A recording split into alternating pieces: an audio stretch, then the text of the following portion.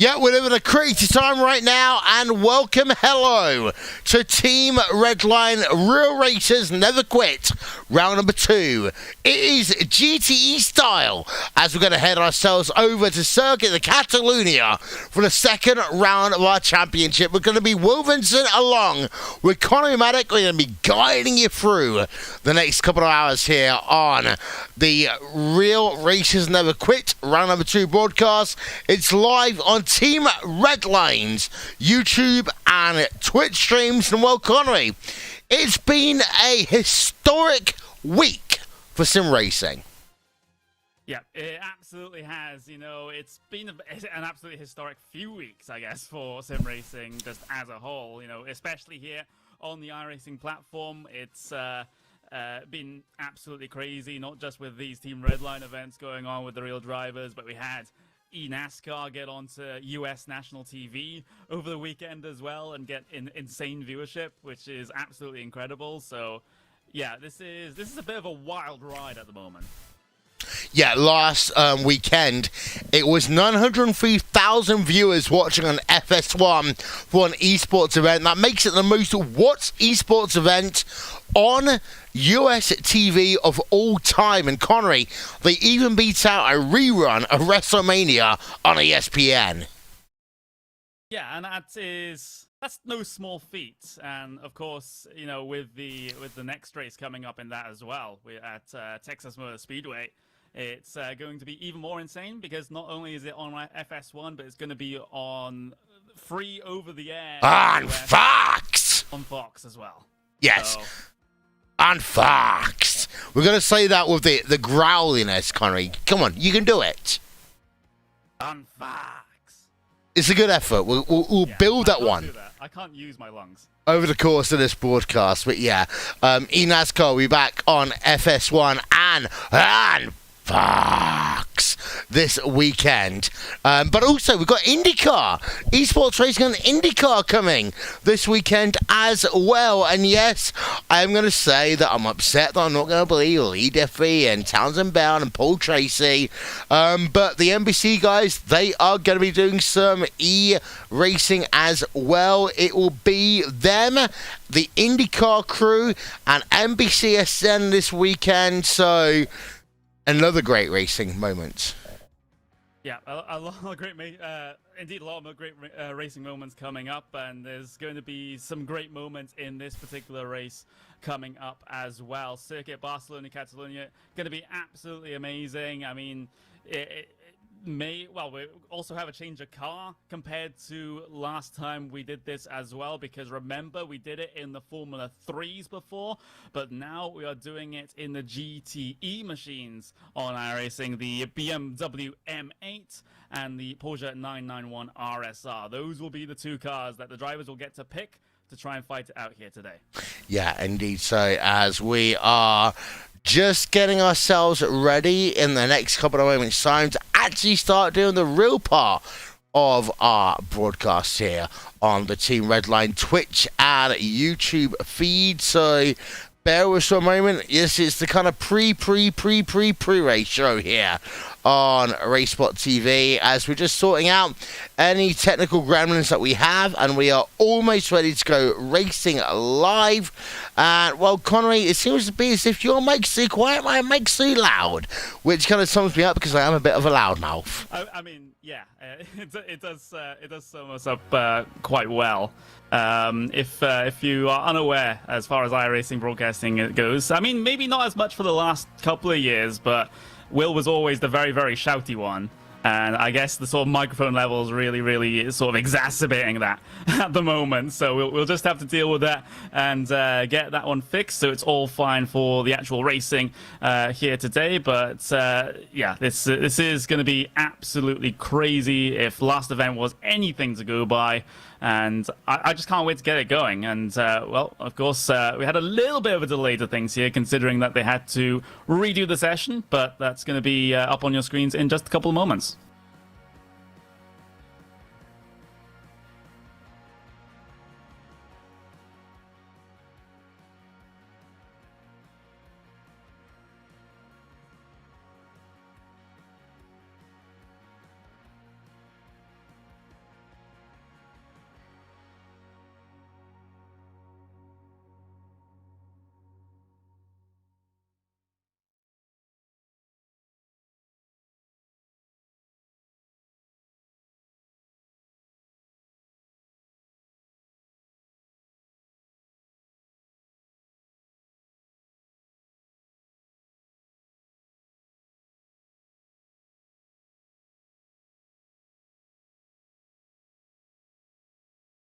Yeah, of course, the platform that we cannot name when we broadcast iRacing, but yeah, the Sim Racing Expo is an absolutely fantastic event year on year, and last time out, especially with the stuff that iRacing brought out, and obviously going into the sort of quote unquote arena venue as well. It's still a small venue as far as arenas go, but it was still basically the first time, if I remember correctly, that sim racing has been in that sort of venue. Of course, you have things going on with the Gfinity stuff in London, etc., etc. But that was the first time a stage has been set like that for iRacing, and that was absolutely incredible.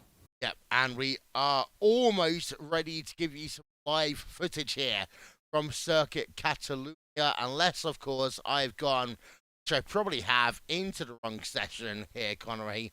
Because we are just a few minutes away from qualifying taking place in this race, unless I've made a complete and utter balls up of my life. Well, we're just a couple of moments before seeing if that is actually the case, but yeah, I mean, massive props to to Team Redline for putting this event on, and the absolute craziness it must be to get everyone organized as far as the big names coming into this. Yes, they probably don't have a lot of other things to do with their time at the moment, considering the situation, but it's still a logistical nightmare sometimes to get these things organized and to get it committed for another. What we got this race, we got one on Friday, and then we got 3 more next week. Yeah, it's a great job they've done. It has been, indeed, and I do believe that I have made the utter balls up that I thought I did. What we are going to do for a quick moment is going to say hello to our Team Redline drivers, and I'm going to start off with the series organizer, Atsi Kirchhoff. Atsi, good evening. Hello. It's another race. It's no longer Formula 3, heading over the wonderful world of GTE. So your thoughts behind having a different race on Mondays, Wednesdays, and Fridays? Yeah, well, Monday we started with the F3, of course. It was a great success to broadcast in the race itself. I think everyone had a lot of fun. There were a lot of accidents, and we took some measures to make sure today will be cleaner, hopefully.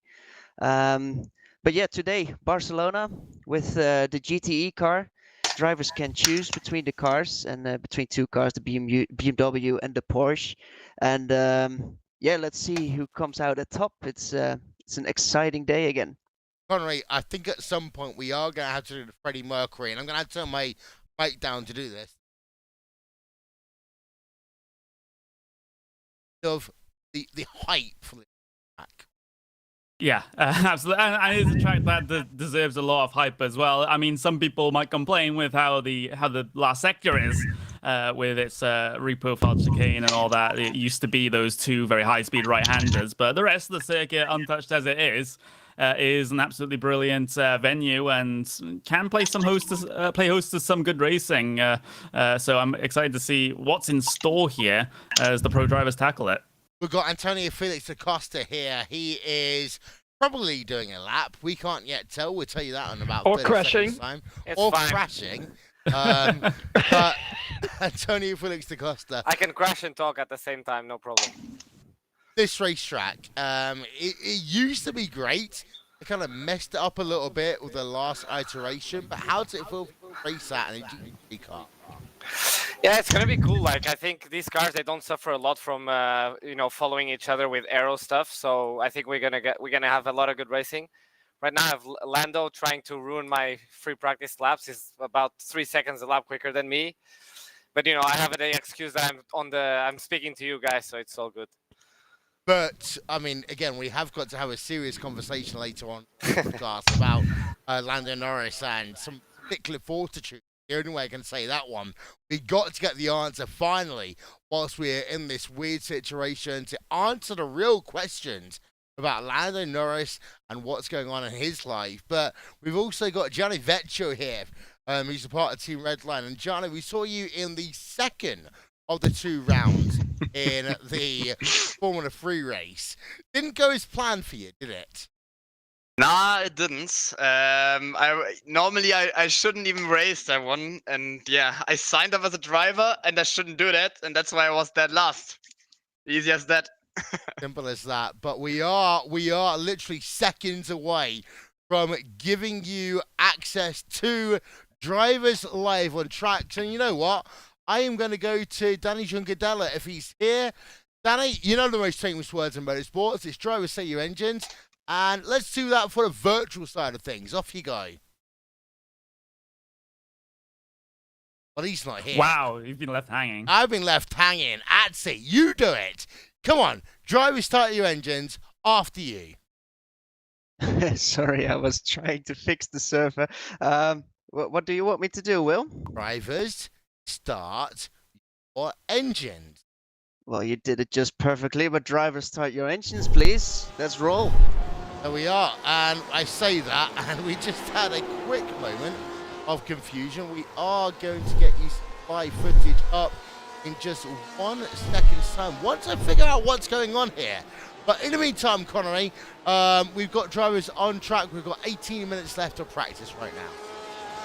Yep, we do. So we still got plenty of time to sort this out, do not worry. But for those that do want an update as far as practice times are going right now, it is Max Verstappen right at the top of the timing screens at the moment. The only man in the 1:40s. Everyone else in the 1:41s, 1:42s sort of area, inside, outside that top 10. So sort of similar to the qualifying and the practice sessions that we saw at Spa. But we haven't seen lap times set yet by a good couple of drivers, so that can change. Yep, so we are going to make sure that we get you some footage in just 1 second's time as we head ourselves back up top here in the RaceCon TV commentary booth. And Connery, in the meanwhile, in terms of practice, Max Verstappen had the chance of winning 2 races a couple of days ago. He couldn't do so. He got 1 victory. Yeah, that dramatic last lap, well, not last lap incident, but inside the last couple of laps of the race, the incident into Lecombe with Lando Norris. Yeah, it's been used quite a lot. I just posted a Twitter video and it kind of went semi-viral, so thanks guys. But yeah, that was absolutely insane. And Kevin van der Linde came away with the race win in that situation. As soon as he saw those 2 front runners collide ahead of him, he was basically off and away, and no one could have done anything about it inside those last 2 laps. But remember, he was also one of those drivers that had contact in towards Leclerc as well, banging the wheel with Verstappen, I believe, but he was able to hold it together, and great piece of driving to be able to do that.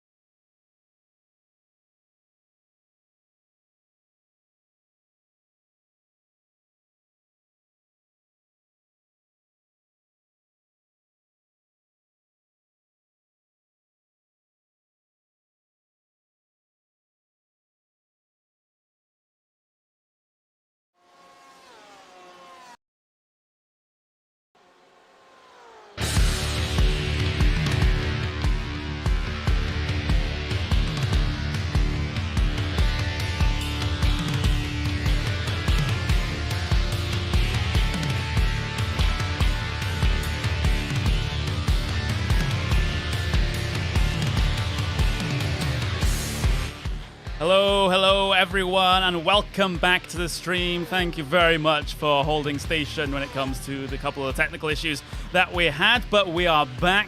I am Connery Maddock, and I'm joined by Randy Chenna for this week's, this races edition of Team Redline Real Racers Never Quit. We get 3 of these things a week for the next 2 weeks. And Randy, you're new to things as far as this series goes, but all you need to know, real-life pro drivers, some Redline drivers, let's go. Yeah, and the last couple events we've had of this have been absolutely fantastic. Some great content coming out. It's a lot of fun watching Lando finding ways to dump Max every week. Yeah, it is certainly a lot of fun, and we'll get to see a bit more fun here today. That is without a doubt. You can see practice going on behind the scenes for you right now. And, we'll be hitting our practice session. We'll be hitting that in about 5 minutes' time. We just got a little bit of time to chat here about how things are going here right now in the practice session. You can just see the lap times up on your left-hand side of your screen. You can see things dominated right now by Max Verstappen, but who other than Lando Norris to be right with him at the top of the timing screens. Yeah, 2 of the big names. Then you have both Daniel Juncadella and Eichen Guven in there. Kelvin Vanderlinde as well, putting in good times. And this is going to be a really fun kind of opening race for this, Connery. These GTE cars around Barcelona, really, really fun. That long front straightaway, these cars should slipstream nicely between the BMW and the Porsche. Yeah, they should. There is your leading man at the moment here in practice, Max Verstappen, up in front of the field. Of course, many-time race winner in Formula 1, and quickly being tailed by Lando Norris, who is a no-time winner in Formula 1. As Randy, you're not used to how these broadcasts work. We're taking a little bit of a more casual approach here today, and unfortunately I don't have the exact same graphics as Will does on his stream usually. So it just says Lando Norris is from the UK and I, but that graphic used to say good F1 driver but better Twitch streamer. Yeah, and that might actually be a very accurate statement there, but no, Lando doing very well. I will say I'm quite impressed with Max Verstappen in the practice session. He's gone quick, 3/10 quicker than anyone else has managed to do just yet. Everyone else in the 41, so Max kind of blitzing him already. Yep, absolutely, and he's surely establishing his dominance at the moment here. Of course, he is a track he is no stranger to, a track he's won in Formula 1 on as well. So it's certainly a fertile ground for him when it comes to pace. And, maybe a couple of the other drivers here as well could really, really show us what they're made of. There's Kevin Vanderlinde, who actually won race number 2 last time out when we had the Formula 3 machines at Spa-Francorchamps. But it seems like Vanderlinde similarly quick here in the GTE machines as well, being very, very sort of multi-talented. Yeah, he definitely is. Kelvin, he's been sim racing for quite a while. I remember even back when the original GT World Championships were happening, him being involved in those. And yeah, it's great to see him being able to get out here and be this competitive, and it's not a surprise to someone who's been around seeing him this far up the timing sheets with sort of the who's who of names. We've seen Guven. I mean, Guven's another one. He's only about a 10th up on Kelvin at the moment. We've seen him. I think we saw him relevant in the 12-hour a couple weeks ago, Connery, as well as that IMSA 90-minute race. He was in both of those, and he was a ton of fun to watch. Yeah, very much fun to watch indeed. As we got about 2 minutes and 30 seconds left here in the practice session. The driver that performed at least decently well in race number 1 last time around. There's Lorenzo Colombo, a real-life Italian Formula 3 driver. Even though he's got a roof over his head now, it seems like he's not going any slower. No, he's definitely not. And, you would be probably not expecting that. You see here's a little bit of fun side-by-side into turn 1 here towards the tail end of the practice session, and the Porsche on the inside. Maybe not. Nope. Yep, he's going to get that job done. Is Lorenzo getting around Ferdinand there as working down through turn 3 and up towards turn 4. But you're right, Lorenzo Colombo now in the GT car doing very well. He is, and currently P6 in this practice session, and everything seems a little bit tight here, at least as far as those couple of positions outside the top 5. You have Richard Verschaw, you have Larry Ten Vorder as well. Mikael Jensen also in that pack. So this, if these times translate into qualifying and then translate into the race, which is a stretch, I know, that could be a pretty good battle pack, as you see them having a little bit of an explore towards the kiddie litter and almost a little bit of an awkward rejoin there for Vershaw, but they keep going. It's practice. It doesn't really matter in the grand scheme of things, but we do like to see clean racing. Yeah, we like to see some clean practicing if we can, but of course practice session is the time to sort of get those mistakes out of your system, go out there and kind of push to see what you potentially do in a lap. And at the end of the day, in a practice session, your mistakes really don't cost anything on the sim, but that's going to change here in about 45 seconds time when we take over to the 2-lap solo qualifying, where it's going to be a much more intense situation for all these guys to have to work with, and a couple tricky places around this place, Connery. Around Barcelona, especially managing the off-tracks and qualifying. You're going to have to be calm and cool around this place to get everything you can out of the lap. Yeah, absolutely. And, at least Starstream is now up and running, and, Van Dorn's is currently stuck on his driver cam, apparently. So, at least we're not alone with regards to those sorts of errors, but with practice starting to tick down away, a couple of seconds left, and we'll get ourselves set for the qualifying session here. Race number 1, Barcelona, Catalonia. We'll have race number 2, same car, same venue as well. So as those cars will now transition over, we can just show you very quickly the full practice results here. And you will see a very familiar name at the top of the standings. Just give it a second. There we go. Max Verstappen. You can see Lando Norris in second place. John Cadella, third place. And Ayan Changuva and Kevin van der Linde down to P5. And you see the rest of those names as well. The second van der Linde. I made this joke on the first broadcast, Randy. Is Kelvin van der Linde or Sheldon van der Linde? Vote now. Yeah, it's both of them are very quick. So, but regardless, only a second covering those top 10 there, and 7/10 covering second down to 10th if you take out Max Verstappen and his inhuman pace at the moment. And then the times continue to stay close to the mid pack, as most everyone out pretty much for the their out laps at this point for the qualifying. So now it's these laps are going to count. And this is going to be a lot of fun to watch as people start rolling out. Nicky Tim is slowly heading his way down towards turn 1. I see Ferdinand out on the racetrack. Richard Verskor out there as well. Mike Rockenfeller leaving the pit lane. Jimmy Broadbent P25 in practice. So that's a bit of a better performance there than he was able to pull off at Spa. You can see the rest of those runners in practice, but now we are under qualifying conditions. If you're unfamiliar with iRacing, then these drivers, each of them, they're all alone out there on circuit. With the wonders of spectating technology, we can see every single one of them, but in their own sims, they are alone out there on the racetrack, so they won't have any influence as far as traffic is concerned, as far as draft is concerned, and they'll only get 2 flying laps to do this in, Randy. Yep, 2 laps, so you better make it perfect, and especially with the tires the way they're working now, Connor, you better have that car hooked up on the second lap. The first lap can be a little bit of a throwaway as you get the tires up to temp, but once that second lap comes in, you don't want to be dipping any tires off the racetrack, don't want to be clipping any walls, getting yourself a 0x or a 1x or anything like that. You got to be picture perfect. As you see Daniel Young Cadella, he's on his hot lap. Max Verstappen now heading through the first sector as well on his first time trip around the racetrack.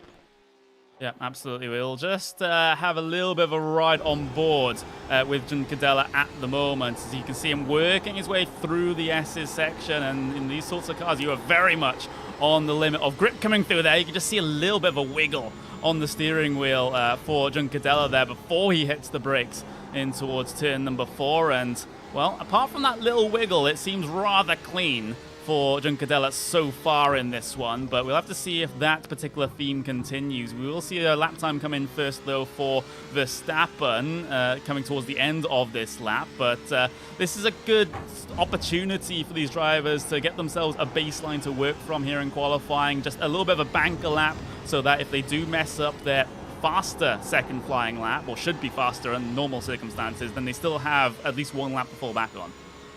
Yeah, you're right. This first lap, I kind of said, it's the one you can potentially make a mistake on, but you're absolutely right. you do want to make sure that this lap comes through and is at least decently quick, and that you even get a time on the board. Don't want to make that mistake, because the tires will come up to temp on lap 2, and that's going to cause a lot of people to say, okay, this is the fast lap, and they're going to push that little bit harder, because of that. That's probably in all likelihood the lap someone's going to make a mistake on, as young Cadella through the chicane and in towards the final corner, and Verstappen, he's already come across start finish, and he's one of the ones. He picked up one of those 1Xs on his initial lap, so Verstappen will be relying entirely on lap number 2, with young Cadella goes currently 4th quick.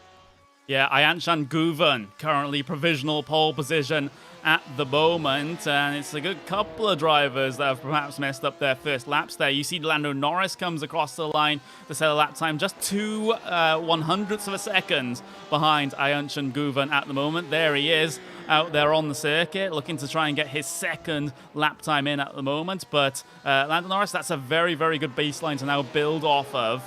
But Guven, the GT racing experience for him has really paid off. Meanwhile, Vorder heads his way to the top of the provisional timing screens at the moment. But this can and probably will change by quite a lot by the time those second laps come in. Yeah, the 66, Larrington Voord, 2/10 quicker than anyone else in the field that first trip around the racetrack. So that's going to be, I think, a very difficult lap for people to really tick off here. But Max Verstappen, he's about 2/3 of the way around the lap. He's at the hairpin, working his way up into the final couple sectors here as we're taking a look at Lando Norris. And let's see, Max up the right-hander towards the end of the lap here, slowly trying to work things as there come the cameras in towards this tight right-hander, 90 degrees to the right, and then down this hill into the chicane. Really the last important sector of the racetrack right here, trying to get it absolutely perfect, and want to try to keep yourself full throttle through this final corner. Can he get himself down to the low 41s where he needs to be? Here we go, across the line. It's better than a low 41. It's a 1 minute 40.8. We'll round it up to 0.9 though, just because, that's how rounding works. But Max Verstappen to provisional pole at the moment. I'm looking to see where Lando Norris is out there on circuit right now. He's just heading his way through the final corner of the lap. Across the line he goes. He is also in the 1 minute 40s, but it's not faster than Max Verstappen. It's 67 thousandths of a second off here in qualifying. So the two Formula One drivers, the only drivers in the 1 minute 40s at the moment. There's Ayanchan Guven, who I believe has already completed his second lap, so he won't be able to improve here in this situation. But look at that. Look how close they are at the top of the timing screens, where it's basically half a tenth between them.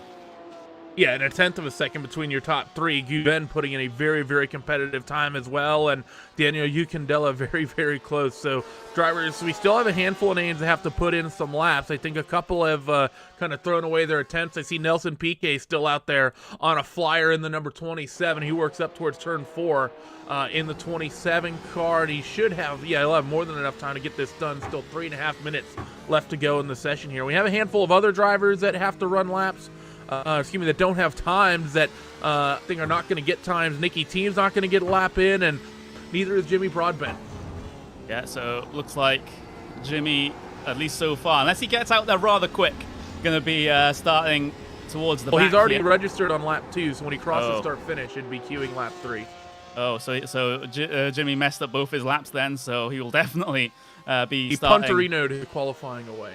Yeah, he did, unfortunately. But Nelson Piquet, though, he's hoping not to punterino his qualifying, as he's heading his way up towards the final sector at the moment. And we have to remind everyone, this isn't the this is Nelson Piquet Jr. This isn't this isn't just the regular Nelson Piquet. So heading his way through. Oh, little bit of an error on the brakes there in towards the final chicane. You just saw that puff of tire smoke into there. That's going to cost him a little bit of time coming through that final sector, but across the line he goes with a 1:43.4, which is not really all that competitive. Plus, it didn't even count in the first place, considering he picked up an instant point somewhere along that lap. So that's going to be it for Nelson Piquet. I'm having a look to see if anyone else can set lap times at the moment. These are a couple of drivers that are still out there. There's Charlie Eastwood heading his way through, but I think he has used all of his allotted laps as well.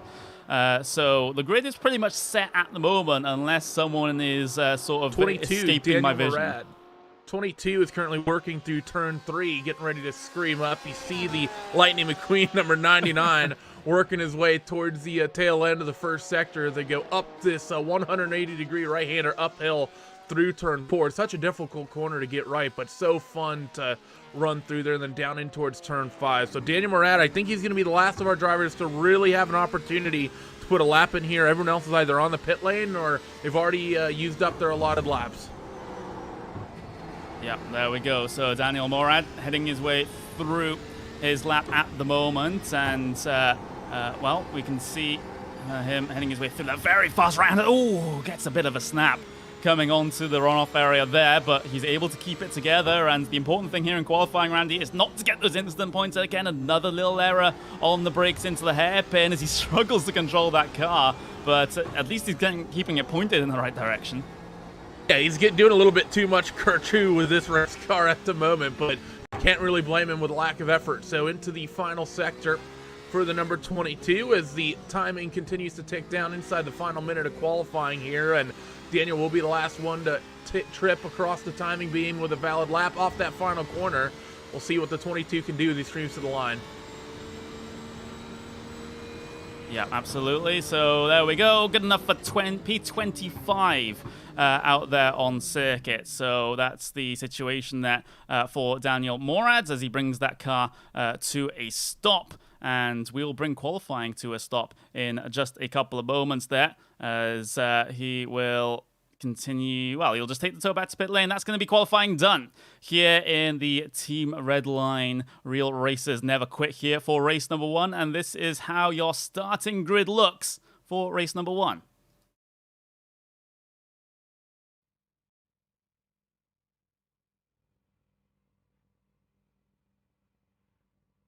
There we go. It took a while, but Max Verstappen in pole position with Lando Norris in P number 2. Ayanchan Guven P3 with Daniel Juncadella in P4. We look back to Larry Ten Voorde in P5. Kelvin van der Linde will start in P6. Lorenzo Colombo in P7. Richard Verschoor in P8. Tom Dillman and Sheldon van der Linde will round out your top 10. And Randy, you've got it down to 20. Yeah, Martin Kodrick and Bruno Spengler rounding out that 6th row and 11th and 12th. Franco Colapinto and Mikkel Jensen on row 7. Then it's going to be Bint Vescal and Rennie Rast on row number 8. Philip Eng and Phil Van Dorn on row 9 with Jordan Pepper and Esteban Muth rounding out your top 20. Yep, and Antonio Felix da Costa gets himself into P number 21 with Michael Rockenfeller in P22. You got Richard Westbrook in P23. Charlie Eastwood in P24.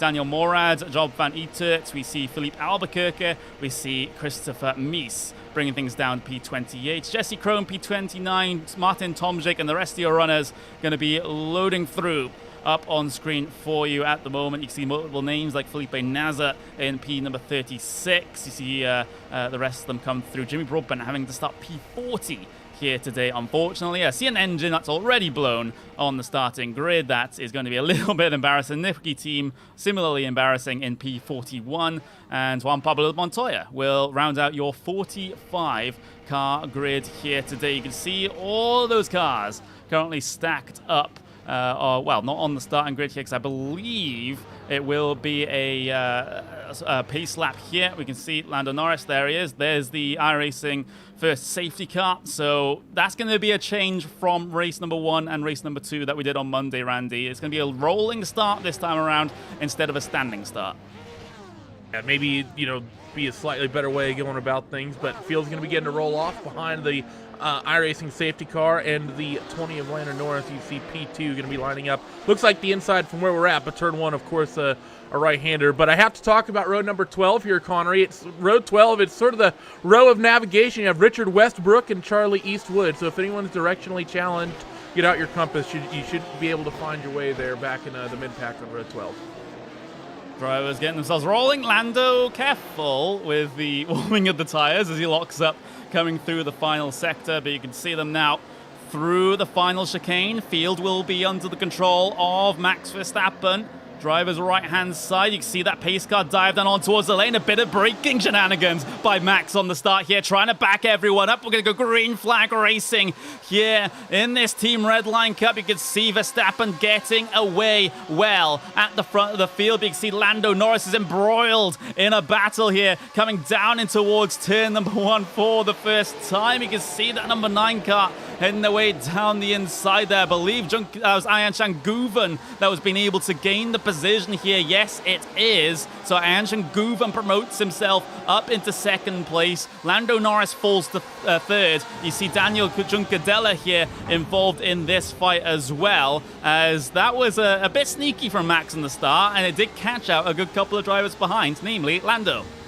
Yeah, it definitely did. We got a little bit of contact in the mid-pack with a 50 of Martin Tomczyk. A little bit of 3 wide and a couple cars off onto the gravel, but no big contacts overall, as we'll keep with your leaders here. And you see side by side with that first group, BMW and a Porsche going wheel to wheel. That's Kelvin van der Linde and Lorenzo Colombo, as they get a single file as Kelvin's way off wide and he's way off line. That's going to be dropping him at least 1 spot and maybe more, as Tom Dillman wants to try and take advantage. Yep, he does, but that's Lorenzo Colombo that's made his way through. Now he has to try and defend in towards the hairpin here as Van der Linde tries to go around his outside. I see a spin, and that is Ayan Shanguven. He got up into second place on the start of the race, but maybe some cold tire syndrome here coming in towards the hairpin, and he's off.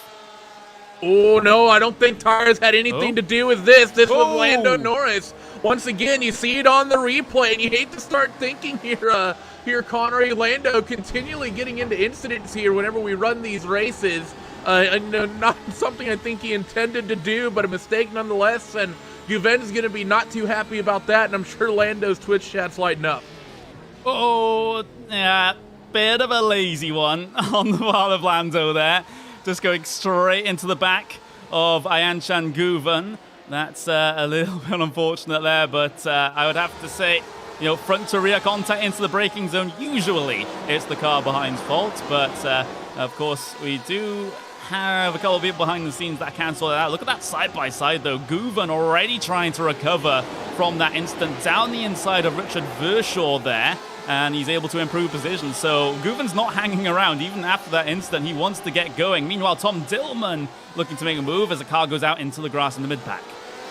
Yeah, Dillman's going to be the next victim here for Guven once he eventually gets there. So this is going to become a spicy little battle, I think, between the 35, the 21, and the 4 as they work again through the middle sector here at Barcelona. Field starting to sort of single file out a little bit, but it's going to be a lot of fun watching Guven slowly start working his way back towards the head of this field.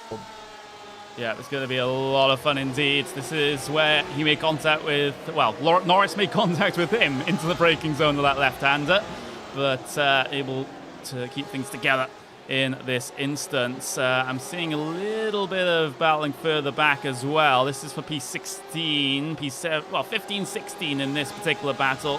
You see 16-17 as well. There's Stoffel Van Dorn in the mid-pack at the moment, trying to work his way through. There's a car off ahead, though, and that was, I believe, the car of Antonio Felix da Costa that has had a problem.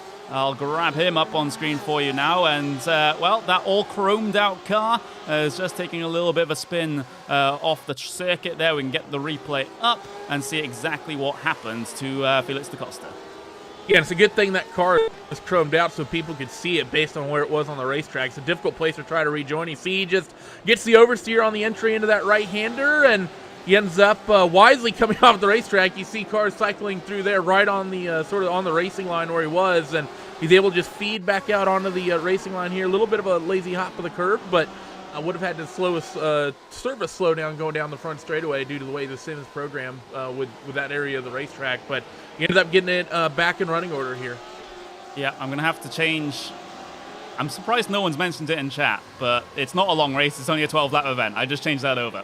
Apologies for that one. I had to get set up for this broadcast in quite short fashion because Will's PC basically had a bit of a fit. So it's I had to set up for this in about 5 minutes. So just forgive me for that one. But looking at this, we have your front runners at the moment. But look at this gap between Max and second place at the moment. It stands at 2.7 seconds now, just as I talk about it. And, well, it looks like Max is running off into the sunset and just saying goodbye to the rest of the field. Yeah, pretty much. He's just sort of cruising away with this one. I'm not sure if race control can maybe give him some sort of a slowdown here, but yeah, Max is just cruising. I mean, this is hilariously impressive pace for Max from what we saw in the qualifying and in the practice session. For him to be this much quicker than this grid of cars is pretty good. If we had further issue with Lando Norris, I'm showing him down in towards P9. He was up towards P8 now. He was running somewhere in the top 5, so maybe more dramas for Lando in the last couple laps. Yeah, I believe damage is off still, so there's not a sign on that car that it's been in any contact, and with damage on, we certainly would have been able to tell, but continues on his way in P number 8 at this moment. He's about a second behind Tom Dillman, and, well, he caught up by about half a tenth of a second on that lap, so it's going to be a bit of a slow progress for Norris unless he turns on some form of afterburners on that Porsche. But yeah, everything is just sort of strung out right now at the front of the field. The closest sort of group here is this battle for P number 4, 5, and 6, involving Kelvin van der Linde, you have Lorenzo Colombo, and you have a recovering Ayancan Guven as well at the back of the trio. Yeah, and Guven is flying right now. Colombo's actually very quick as well with Kelvin van der Linde. All of them in the 41.4s, 41.5s. You compare that to, we talked about Tom Dillman, 42.4 last trip around the racetrack as well with Lando. So wonder if maybe those two racing are what saw the two of them maybe lose some spots. But yeah, everyone here on your side of your top 10, Connor, he's starting to settle out and really starting to get some comfortable gaps. We're, kind of losing a lot of the side-by-sides we saw in the opening couple of laps. There's some close battles, but nothing really where people are right on top of each other. I'm getting noticed that Lando actually gave up the position to Ayancan Guven, but he lost a bit more, and that's sometimes the risk that you take when trying to give back the position. Is there's going to be opportunistic drivers behind that might capitalize on that, and Norris has found that one out the hard ways. And instead of dropping to just 7th, he drops into 8th because Tom Dillman, ever opportunistic, just slung his way through, while that whole letting the other driver go situation was negotiated between the two of them. So, I mean, Tom is absolutely entitled to do that. Yeah, I mean, and let's be real, if you're Tom Dillman, it's going to be the actual physical personification of the it's free real estate meme, isn't it? He's going to see that Lando's going slow and he's offline. He's just going to pounce at the opportunity. He's going to take the spot. So can't really blame Tom for that one. And, maybe Lando will consider that a little bit cheeky and try to get up and give us some good racing here with Tom Dillman. Lando was about 0.3 quicker last trip around the racetrack. So Lando is closing in on that now 7th place running car of Tom Dillman. Yeah, and we'll see how that battle just sort of ebbs and flows coming through the rest of this race. But everything apart from the start here is now just calmed down a little bit. But as these races have shown, especially on Monday, Randy, is that they can really, really turn on just sort of in a heartbeat, and everything can happen all at once. Well, yeah, I mean, especially with a short format like this. Connery is talking about that. There goes that contact down in towards the chicane with Guven getting involved in that one. So more dramas, and that's going to be van der Linde falling like a stone through the final corner. That's about 6 spots lost, and actually, I'm surprised he didn't lose more after that contact with Guven. Yeah, absolutely, and well, look at this. Van der Linde on Norris. Norris goes defensive in towards turn number 1, but van der Linde wasn't really positioned to be able to strike coming through there. We'll just watch this battle through, then maybe we can catch a replay of what happened coming up through sector 3 in that instance. But I don't think van der Linde is going to quite have the move here in towards turn number 4. No, he's just going to stay behind just for now. That will give us the chance to go back and have a slight look at what happens here. We see the car of Ayancan Guven behind, and in towards the final couple of corners is when it all came undone. Oh, searching for a gap that didn't exist.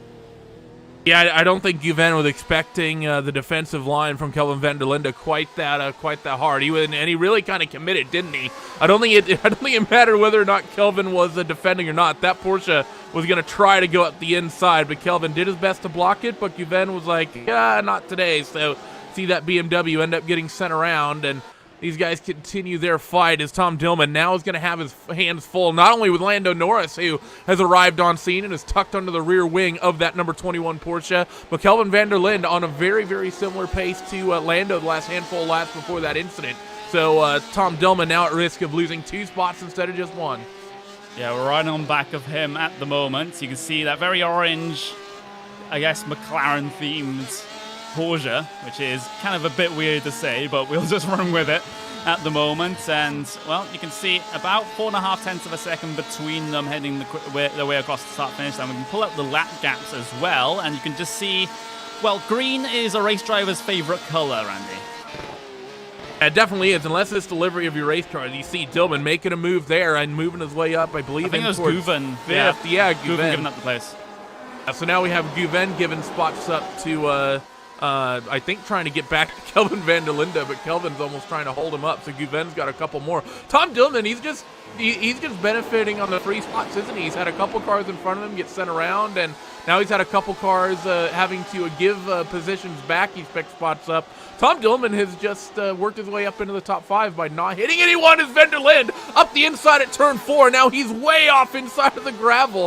I think he was being a little over-aggressive trying to get around Guven in one shot and caused some drama down in towards turn 4. Or actually, maybe not expecting Guven to be that far offline and that far off on speed.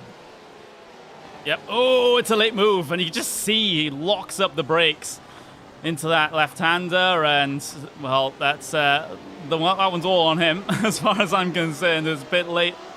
Well, a bit late, very late on the brakes into there, and but he's able to keep going. Of course, damage off here, so they are able to keep going. There's another big look, though, just as we return to the live pictures. He's now also trying to fight with Stoffel Van Dorn. He's being passed by Jordan Pepper in that red BMW at the moment, and that's Jordan Pepper heading his way through. This is now the battle for P17, so that's how far Kevin van der Linde has fallen at the moment. So not finding the same success here in race 1 at Catalonia as he did in race 2 of Spa as he heads his way down the pit lane. And, well, considering damage is off here, I'm not entirely sure why. Maybe a penalty, or maybe he's just frustrated. I'm not exactly sure as he works his way down the pit road. And actually, Connor, I think damage is on because that steering wheel for Kevin van der Linde, if you go on an onboard, his steering looks tweaked. I think he hurt something on that race car. I think damage, if it's supposed to be off, it definitely isn't. You're not going to see it now that he's sort of stopped in the pit box. But when he was going down the pit straight, his wheel was definitely cocked about 20 degrees to the right. Okay, so that changes things a little bit. You can see him taking a fast repair and getting back out there. Of course, you can excuse the confusion considering damage was off in the Formula 3 race on Monday. So it seems like that has changed in this one. But meanwhile, look at this. Tom Dillman, Lando Norris. Look how close they are. It's about 1.5 tenths of a second. And, well, Dillman running a little bit wide there, coming through the right-hand kink. And, well, there's no look from Lando just yet, but he follows him so close on the brakes. There's just about a meter or so between them in the braking zone of the left and into the final sector now. Lando Norris looking very quick at the moment. And, of course, he's on a bit of a recovery after a couple of incidents at the start of this race as well. Yeah, he is, and he's got Guven behind him as well that's equally recovering. So it's somewhat ironic, the two drivers that kind of kicked off all the drama with this race. Actually, Guven having to come down pit road as well. Could there be a required fuel stop here? We haven't been told if there is. So there we go. I mean, I've seen no one else come in. So it's just Guven and van der Linde at the moment. Norris showed a nose into turn 1, and in fact, it might have been a little bit more, but he didn't have the car alongside coming down into the corner, so he's just going to have to sit in line for now.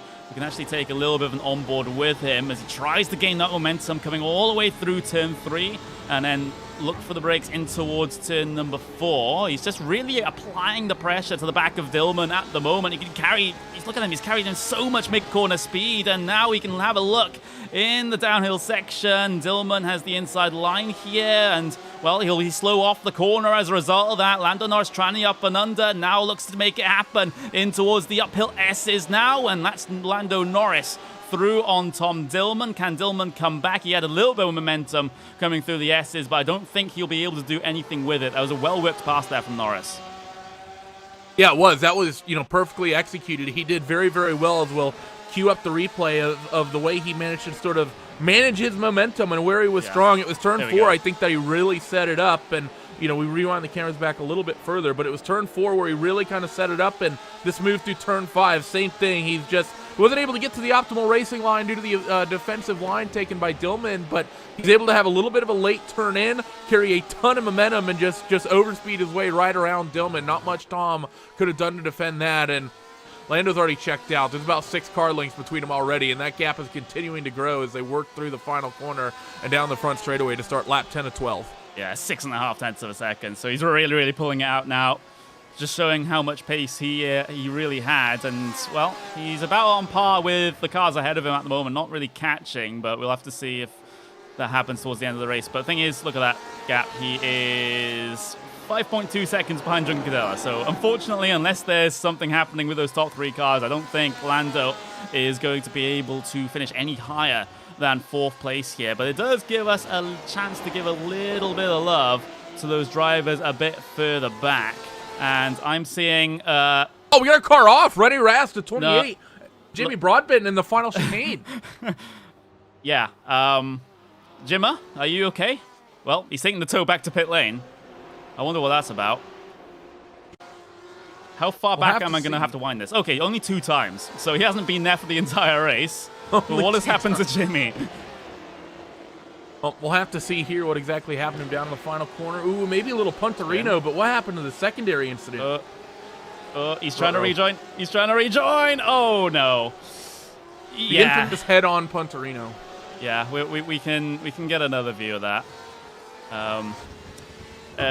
Basically, you've probably already saw this on his stream, but let's just have another look from our particular view. Gets the spun, and this is a little impatient here for Jimmy. Look at that. He's trying to get through, trying to find a space. Bang.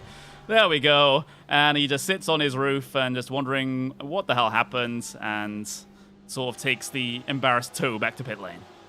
Yeah, he had the embarrassed sort of inverted think about what you've done there for a couple moments on the runoff section near the final sector. But yeah, a little bit of an unfortunate incident there for Jimmy, and that I'm sure is it's probably gonna get joked about for a while here. It's pretty much the entire field otherwise. I think it's started to sort of separate themselves. I don't see too many battles that are really close. Maybe Jose Maria Lopez and Antonio Felix da Costa. I see them close, and Jose has been a few tenths quicker the last couple laps, and actually Antonio very defensive down the front straightaway here, swerving back and forth trying to break the slipstream, and Antonio's going to have his hands full, I think. You see here through Sector 1, Jose Maria Lopez already all over the back there of the 17.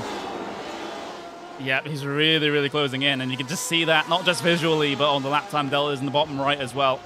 0.3 of a second 2 laps ago, and basically 1.5 of a second on the previous lap. So Felix da Costa is closing in here, or rather, Maria Lopez is closing in on Felix da Costa here. So we'll just have to see how this one develops, but there's time running out at the moment. These guys, at least at this point in the circuit, have only about 1.5 laps to go. Yeah, only a lap and a half for this group. Max Verstappen's actually getting ready to come through and begin the final lap here as he works in toward the final corner. But this battle is, still a lap and a half to go. Couple of outbraking opportunities yet for Jose Maria Lopez to maybe work with. In towards the hairpin, Da Costa's going to take the defensive line, but Lopez actually going to try to slot himself up on the outside, try to work the cutback, but not enough traction. But he will close in about a car length with that little move, so he's going to be all over the rear wing and all in the slipstream when they eventually get down that front straightaway for the final time. Yeah, so penultimate time into the final couple of corners for these guys. Verstappen's already come across the line to start his final lap here, and these guys will do the same in just a couple of moments, but that's a good couple of corners there for Felix da Costa. That's really, really extended the gap to Jose Maria Lopez, so he might just be safe on this final lap. I'm having a look to see if there's anything close a bit further up the field. There's the battle for P2 at the moment with Ten Voda versus Juncadella, but Juncadella hasn't made much progress over the last couple of laps as far as getting onto that second step, of the podium is concerned. And there is your race leader at the moment, flashing the headlights because he does have a bit of lap traffic ahead of him, but that will get out of the way absolutely fine. So Max Verstappen then coming his way through the final sector, and, well, he's already picked up a race win so far in this series, and it looks like he'll get race win number 2 in race 3 of the championship. He will look to try and find the braking zone in towards the final chicane, and Max Verstappen going to come through the final corner to win race 1 here at Barcelona, Catalonia in the Team Redline Real Racers Never Quit series. Verstappen does it again, and by quite a margin. Yeah, dominant performance here by Max. I mean, we didn't talk about it much over the 12 laps, says Jimmy. Very, very close moment. Jimmy, please. Yes, but Max is going to celebrate. Larry Ventord, he's going to be able to hold on to second place, while Daniel Juncadella in third. Here comes Richard Verschoor and Sheldon van der Linde for 6th, 7th, and Richard's going to hold on to the 6th spot there. Yep, just about going to hold on. We have another close battle. There's Van Dorn and Van Splunteren heading their way through. Just having a look towards the very back to see if there's any battling going on, and it doesn't look like there's going to be much unless Habsburg Lothringen, coming through the final corner here, makes a mistake. That Porsche of Giotto is closing in, and Giotto, he'll get the slipstream and a little bit of a run across the start-finish line to try to fight for P number 21, but in the end, it does go the way of the driver with the last name I can't pronounce. Yeah, that it did. I believe that's Ferdinand Harsberg Lortringer is going to be my single attempt at that here on the broadcast, and yeah, it was probably not a correct one at that. Here we go then. So these are your official race results from race number 1 at Barcelona, Catalonia in the Team Redline Real Drivers Never Quit series. Max Verstappen led all day, led from the very front, extended the gap as well. That's the starting grid. That is the wrong graphic. I do apologize. But yeah, absolutely dominant performance for Max Verstappen. He takes the race win by 9.6 seconds. There we go. Daniel Juncadella in P3, Lando Norris in P4, Tom Dillman, P number 5, Richard Verschoor in P6, Sheldon van der Linde in P7, Brent Viscal finishes P8, Martin Kordrich in P number 9, Mike Rockenfeller rounds out the top 10, and you can see the rest of them. Stoffel van Dorn gets himself up into P number 11, Charlie Eastwood P12, Max van Splunteren in P13, Richard Westbrook in P14, Jordan Pepper P15.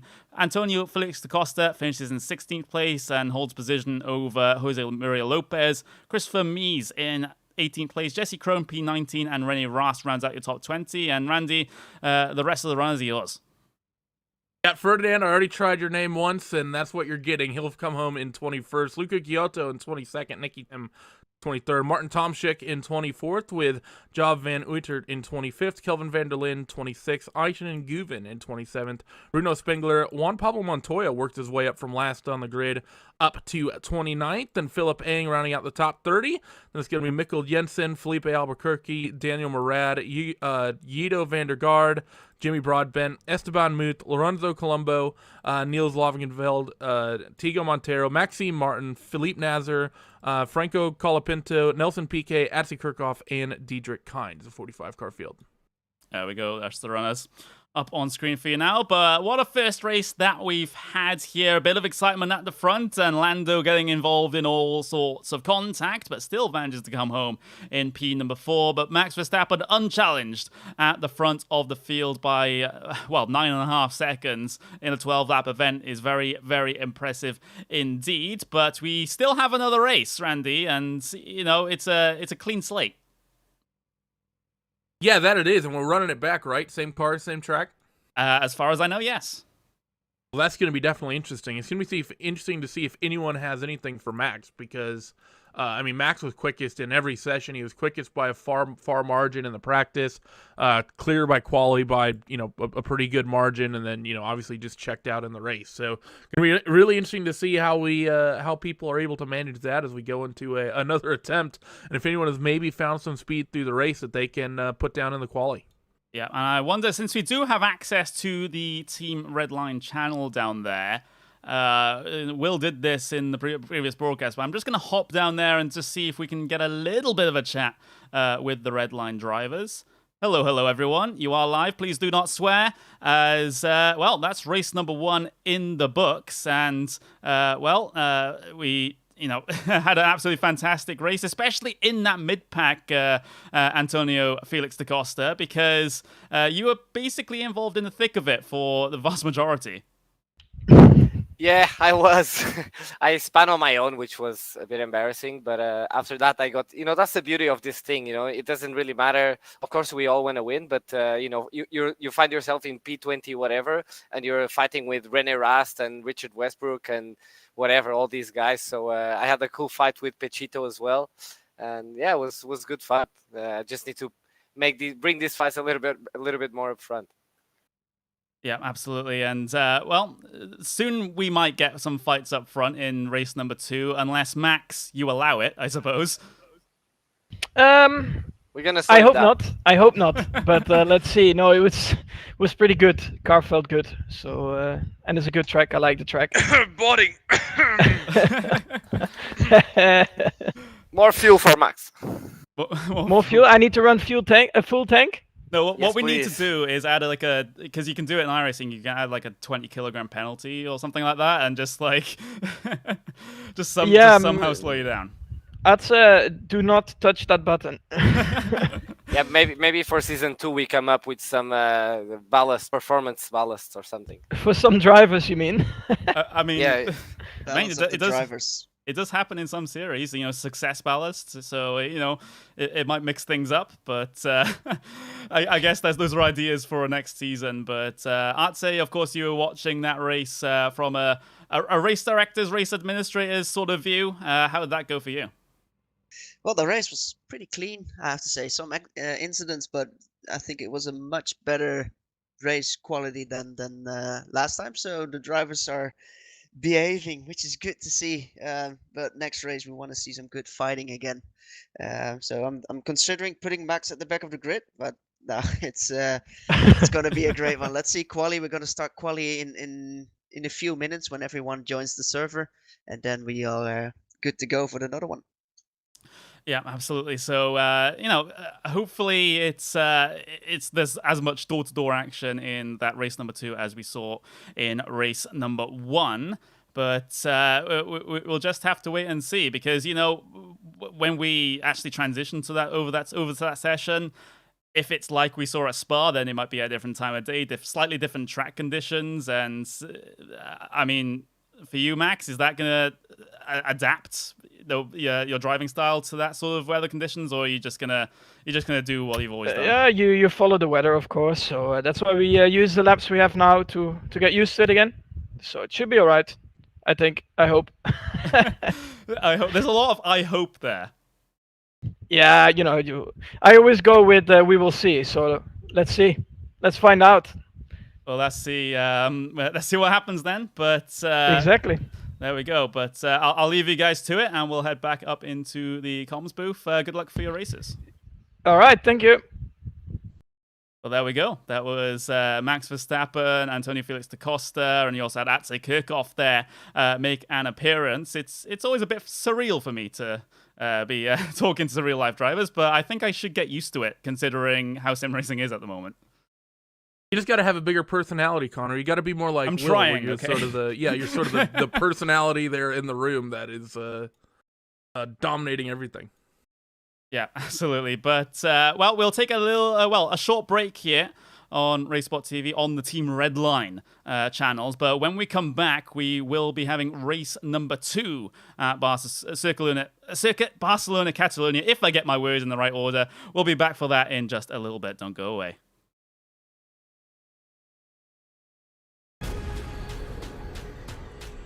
The most realistic online racing sim ever made. This is iRacing. Detailed laser scan tracks, fully dynamic, real world cars, and over 50 series to choose from.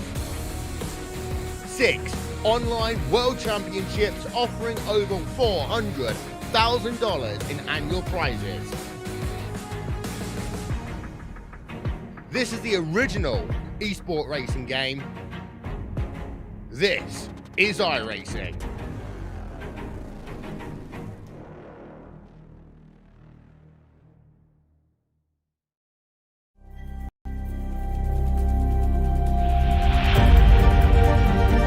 coming up to the line, being chased, and it was Braden Johnson.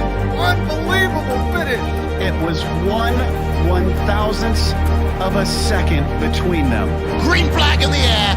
We are racing in the 2020 24 Hours of Daytona.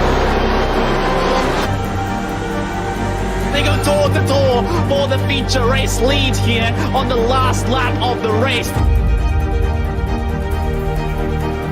Side by side for the race lead in the final corner at Homestead. Down the back straightaway, 3 wide again for the race lead. This is unbelievable stuff here tonight.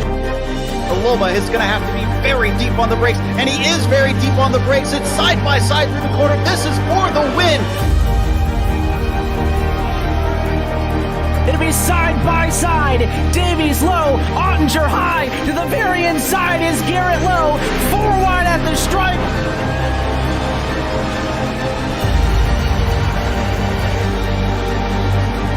For all his work here on this outside line, neck and neck. Who's going to back out? Does anyone back out? Verstappen starts to squeeze on the inside, and now he'll try and straight line it. Goes under the apron, drag race to the line. It's so close to call.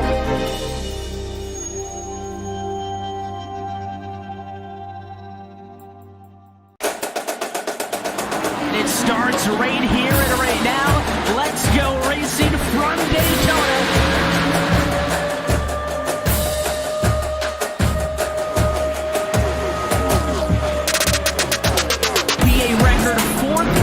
Championship, and Ray Alfalla back to the top of the mountain, and Garrett Lowe pushes the 30 out of the way. He'll come back on him now. Nick Ottinger on the inside, winner of the eNASCAR iRacing All-Star Race. Novak will squeeze on the outside, and for the first time, Zach Novak is an eNASCAR iRacing Series champion. Look at this, 3 wide for the race lead into turn 1 in Indianapolis.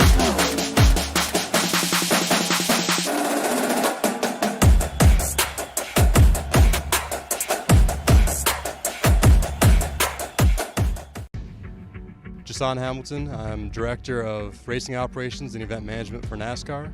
I'm also the Series Director for the eNASCAR Peak Antifreeze Series on iRacing and the eNASCAR Ignite Series on iRacing. We're here at Myrtle Beach Speedway for a test session for Zach and Max, the 2 champions from the eNASCAR Peak Series and the eNASCAR Ignite Series. They're testing late models in partnership with Rev Racing. Opportunity for them to come out and showcase the skills that they built on iRacing in the full-size stock car for the first time. Got in the car, got the wheel adjusted. Zach's in the car now. Get that set up for him, and be ready to roll here in a little bit. The tips we got were basically just to try and keep it on the bottom as best as possible, and that's going to be the easiest way to keep the car in one piece and just not make any mistakes. You're off the throttle for a long time. You're off the throttle longer than you actually think you need to be, but the corners are so long. If you try to pick the throttle up too fast, it's just going to either jerk the car loose or make it tight and then jerk loose. Any other questions? Nope. We'll try it, and if you have any trouble, need to talk about something, it's fine to stop. Always come off the racetrack like we did, a while ago. Yep. Okay.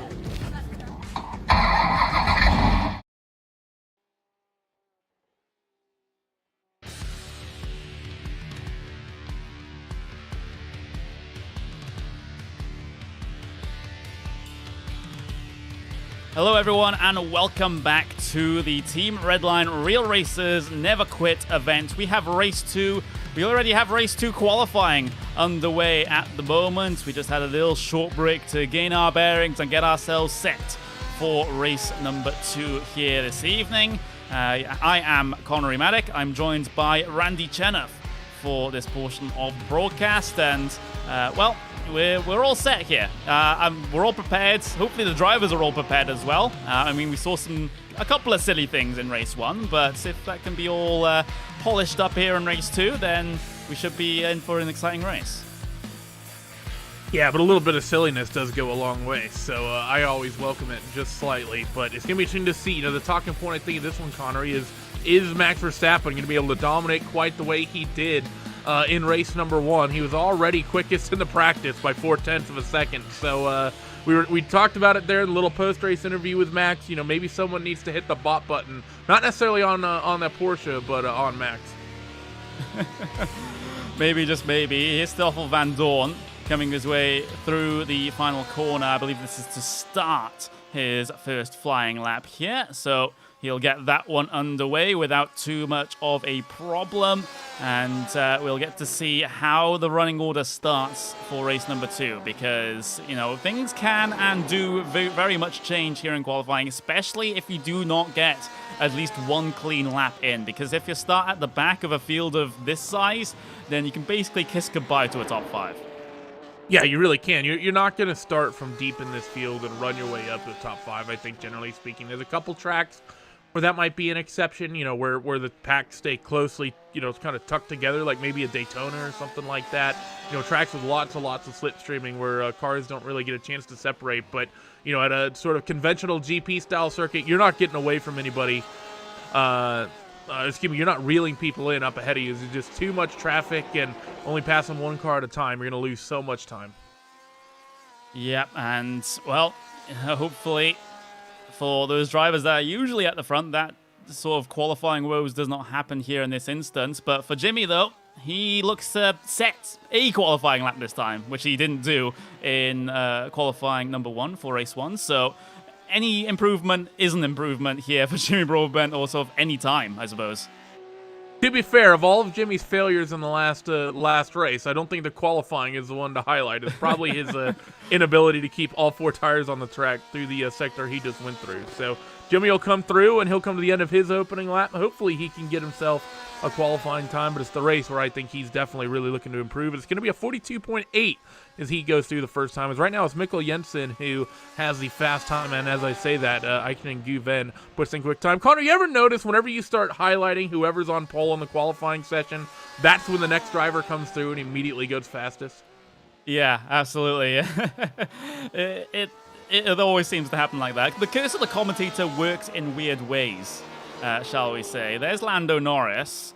He's currently in P20, so that first lap didn't... in a BMW this time. I mean, yeah, in a BMW. And, yeah, we'll just have to see how that one works out for him. Maybe he decided that the Porsche wasn't the fit for this track and has decided to go with the BMW instead. It's quite a change. Those two cars do handle quite a bit differently, but Lando, he'll have to adapt quickly, and right now, P21 in qualifying is probably not going to cut it. Yeah, it definitely isn't as he currently works his way through, so maybe trying an attempt. And we talked about qualifying times. Verstappen has gone quicker at a 40.958 in the number 27 car. So people starting to get their times in. Let's see if there's anyone else who's currently on laps that are close to coming to a finish as I spam mouse 1 trying to find somebody. Maxime Martin, Lando's, I think, about going to be the first to really put in a time. Niels Landvrig and Martin Tomczyk out ahead of him. Yeah, and, well, Lando heads his way through those final couple of corners, and, well, let's see what happens as he comes out of that final corner. Is he able to surpass Max Verstappen? It's a 141.7, which is going to be absolutely nowhere near, even if it was valid, which it isn't. So Lando Norris will have to start outside the top 20. So that's going to be a big task for Lando to try and work his way back through. But look at the gap at the front of the field, because the gap between Verstappen and Guven is only about half a tenth of a second, and it's it's a slim margin back to Larry ten Voorde as well. So things are closing up a little bit at the front of the field. Yeah, it's not the 10-mile gap we saw P1 and P2, Conrays. I'm going to give you a polite nudge to check our chat here. But you're right, Guven doing very, very well in the quali here. Max still the only one to get down below the 41-second bracket. But, Guven doing much, much better in the quali this time, as has Larry Van Tord. Although, as we say that, Verstappen's gone like 3/10 quicker. Now it's a 40.5. Yeah, absolutely. Jordan Pepper heading his way through at the moment to complete one of his laps. But yeah, you're exactly right. Max Verstappen again, dominant here in qualifying. 4.5 tenths of a second for him. Absolutely no problems at all. I feel like I'm getting deja vu from race 1. Yeah, I think you might be right about that, the way things are cycling through. still a handful full of drivers waiting to put in lap times. Nicky Team, once again, doesn't look like he's going to be able to put in a qualifying effort. Luca Giotto is currently on a lap, and as they say that, he dips 2 tires off, I think, through the final corner. We'll see if that 40 gets a time as he comes across start-finish right about now, and the answer to that question is no. So I think he threw that lap away right at the last second. Franco Colapinto is on the track, but I don't think will have time as he's currently on his outlap. Yeah, so the Formula 4 Spain champion heading his way through, and looking at the time, yeah, he's probably not going to be able to get this one in by the time the session time elapses. And unlike open qualifying, you're not allowed to finish whatever flying lap you're on. So it just ends a couple of seconds after that timer reaches 0. So if you're on a flying lap and you see that timer get low, you can... Oh, there we go. Colapinto already off out into the gravel. So, I mean, this isn't out lap for him, but even if he gets round and starts his flying lap, he probably won't be able to get it in. Yeah, but we can kind of artificially build the hype here, Connery, as he works down into the hairpin. Let's go with the onboard. On what has been a screaming pace lap that isn't going to count or be relevant for anything. Through the hairpin, you'll see him nicely clipping the curb there on the left-hand side. We have 2 more minutes left of this qualifying session, and everyone is already done with their laps for the most part. Up the hill there, through entering the final sector, back down the hill through the 90-degree left-hander, and it's just this chicane in the final corner, Connery, to set himself up for the hot lap that he won't be able to complete. Yeah, and, well, cross the line with 1 minute and around about 20 seconds left remaining is not going to cut it, so Colapinto maybe just getting an extra lap of practice here, I think is probably the most you can say for the Formula 4 Spain champion, but practice does make perfect, as that good old saying goes.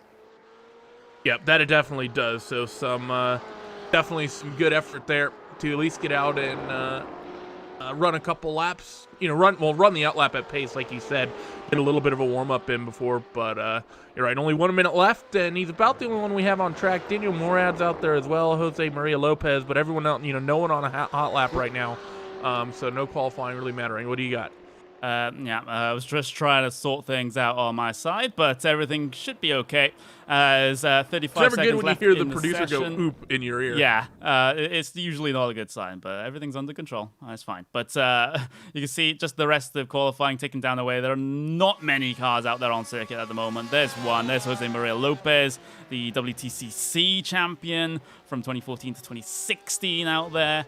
He won't be able to get any more laps in either. So this qualifying grid is pretty much set at the moment, and we can continue on with the race in just a couple of moments' time as that timer ticks down to 0. So with that, we'll be getting our starting grid for this race in just a couple of moments, Randy. But before we do, just a couple of thoughts before we do so.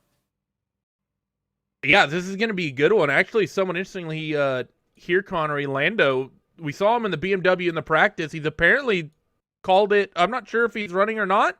Someone in the chat. Yeah, Lando's actually disconnected from the server. I would have liked to see Lando at least have a run here in the BMW, but it's a little bit frustrating. So Lando Norris not going to be making a start here in this one. Yeah, so here we go then. The starting grid will look like this. Max Verstappen in pole position, 7 victories in Formula 1, and some of them coming here as well, as Ayhan Guven will be on that front row with him as the Porsche Esports Super Cup vice champion in 2019. Larry Van ten Voorde in P3 with Daniel Juncadella in P4. We see Richard Verschoor in P5, Mikael Jensen P6, Antonio Felix da Costa in P7, Tom Dillman in P8, Martin Kodrich in P9, Kevin van der Linde will start in P10.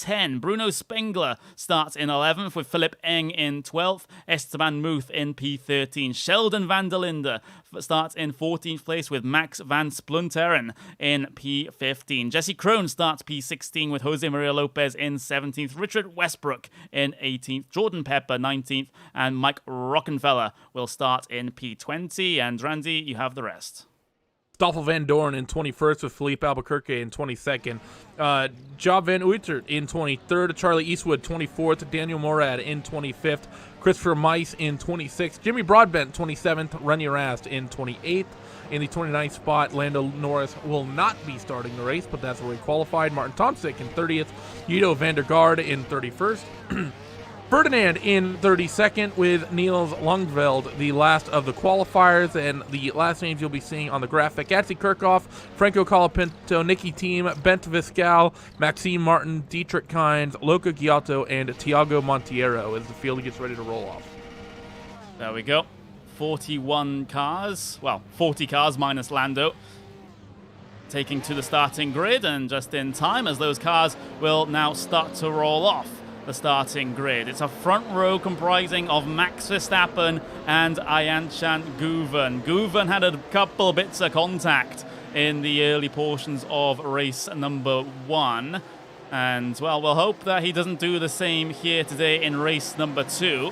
And Max Verstappen certainly having company this time around, as long as they have a clean first couple of laps here, because if those qualifying times are anything to go by, then Guven has a slight chance, but there's also the big chance that Verstappen will just be able to pull away. But so many unknowns in this race, as there are in many races in the entirety of motorsport. Sim racing is no different. Waiting for the green, Verstappen goes early, and we're green flag racing at race number 2 here at Barcelona, Catalonia. You see Guven trying to get across the racing circuit to try and block the line there from Larry ten Voorde down in towards turn number 1. They're absolutely neck and neck. Into here's the driver behind looking to make it 3 wide down in towards the corner, and a bit of door rubbing coming through the first sector, but they're able to keep it together. Larry ten Voorde up into P2, Ayanchan Guven down into P3. Juncadella currently in 4th place at the moment here on the start. It's seemingly clean amongst your front runners as far as the first sector is concerned. Verschaw having to be defensive over Mikkel Jensen there in towards turn 4, but everyone else, at least in this leading train, seemingly okay. But I am seeing a bit of crashing on my timing screens a bit further back. Yeah, maybe some incidents in the mid-pack, but right now Max Verstappen actually not, I think, opening up the gap he would have liked to see. Considering Max went early as he did, and considering the way they were side by side, Guven and Van Tord, I have to think that Max would have wanted a much bigger gap than what he has right now. That said, where he seems to be making up all this time is through the middle sector, and he's starting to open up the margin between himself and Larry ten Voorde in towards the hairpin. Larry maybe a little bit deeper on the brakes, closes in, but Max better on the exit as they work back up the hill. Yeah, here we go towards the end of lap number 1. You can see Max trying to stretch out that gap and is doing at least a job at doing so at the moment. It's just a case of whether ten Voorde and co can actually hold on to him at this point. We see a bit of side-by-side a bit further back, though. That was Dillman and Antonio Felix da Costa. You can count Kevin van der Linde involved in this battle as well, as they're absolutely nose-to-tail coming through the final corner. Dillman having to go slightly defensive. Big defense towards the inside in towards turn number 1. That chromed out Antonio Felix da Costa car has to go the long way around. So deep on the brakes. Can he get it slowed down, though? Yes, he can, and gets the pass over Tom Dillman, but Dillman's looking back at him here, coming through the first sector. You can just see him just riding on the rear diffuser of that Porsche ahead of him, but he can't make any progress, and now Kevin van der Linde is looking threatening as he angles towards the inside for 4, but doesn't commit. As we keep monitoring this fight, Connor, we got contact with the 21 going up in towards turn number 4, but I think that's going to stay a relatively small incident here as we rewind these cameras back, and you see Kelvin van der Linde getting into the back there, the 21 of Tom Dillman. So not what you would have wanted whatsoever, but you mentioned, Connery, on your timing screen on that opening lap, he saw some contact. We had nearly half the grid involved in an incident in turn 1, or excuse me, on the first lap through turn 4. So maybe here in a couple laps once things spread out, try to get a replay of that opening trip around the racetrack, because it was a huge pile-up going in towards turn 4 that featured basically about half the grid. There looks like Jimmy survived it, though. He's up into That's P the real number 21. That's the big shocker. He has a battle ahead of him, though, between Tomzik and Colapinto. In towards the airpin. There we go. That's Colapinto actually tagging Tomzik around, and Jimmy might be able to gain the position here over Colapinto. He looks to the inside, coming through the final sector. Colapinto's out into the grass, as Jimmy still can't capitalize at the moment. You can just see him right behind him. The real star of this event tries to make up positions, but hasn't happened just yet. Looks to the inside, into the chicane. Colapinto's quick in his boots because the man in the shed is coming.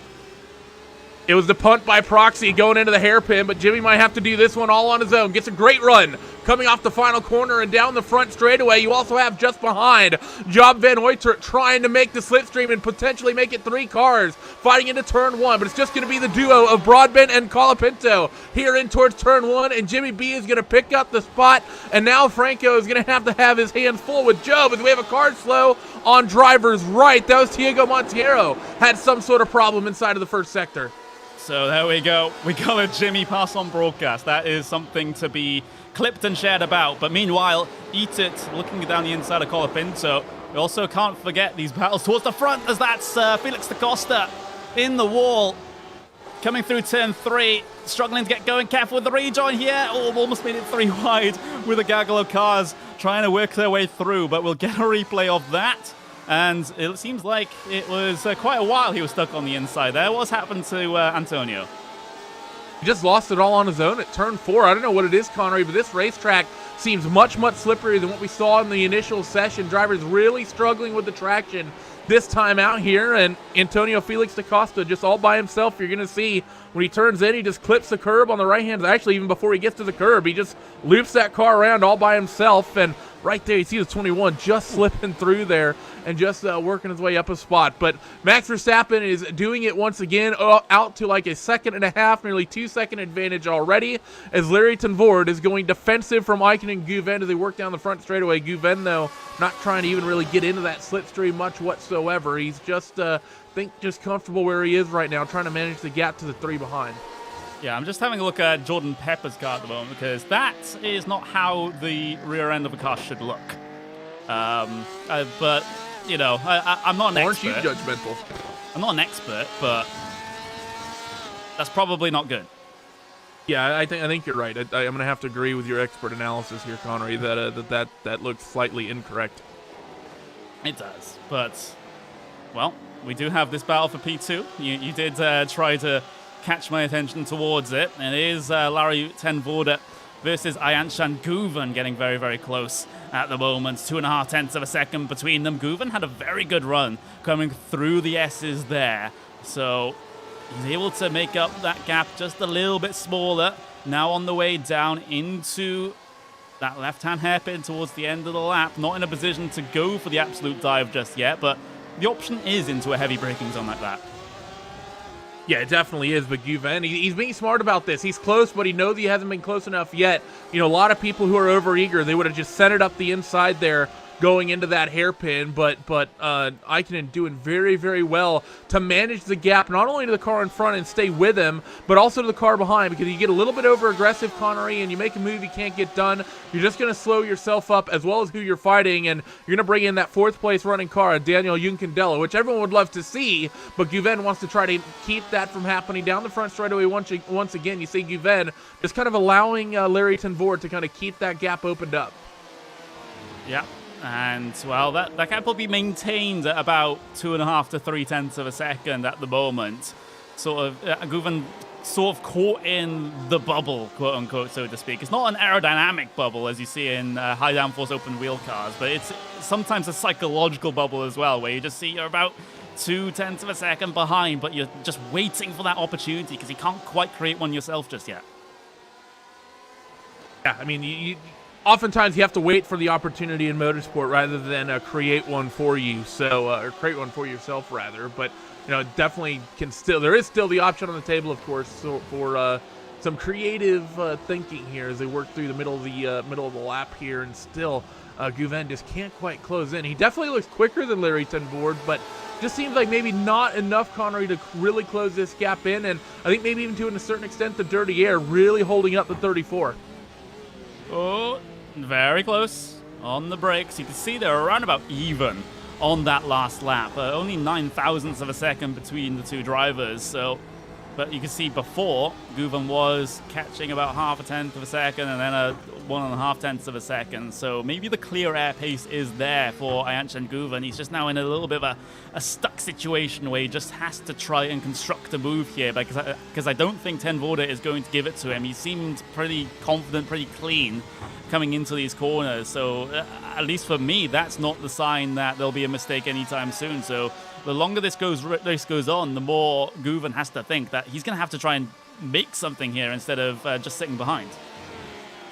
Yeah, I think you're definitely right about that. I think it's getting to the point that he's going to have to make something happen rather than just being able to sit here and be patient. I'm having just a quick look up and down the field as well, by the way. We don't really have too many other close battles. There's a bit of a train of cars here around P20. Antonio Felix da Costa is in the mix here, Charlie Eastwood, as well as Max Van Splinten. But outside of that, I think Felix may have just gotten a little bit of a penalty and going to let a couple of cars cruise by, and Max Van Splinten is going to try to take advantage of this situation as well on driver's right, getting around that big red BMW of Charlie Eastwood, and not going to be able to do it, and he's going to end up off the racetrack, and you don't want to jump those curbs, and that car is toast after that.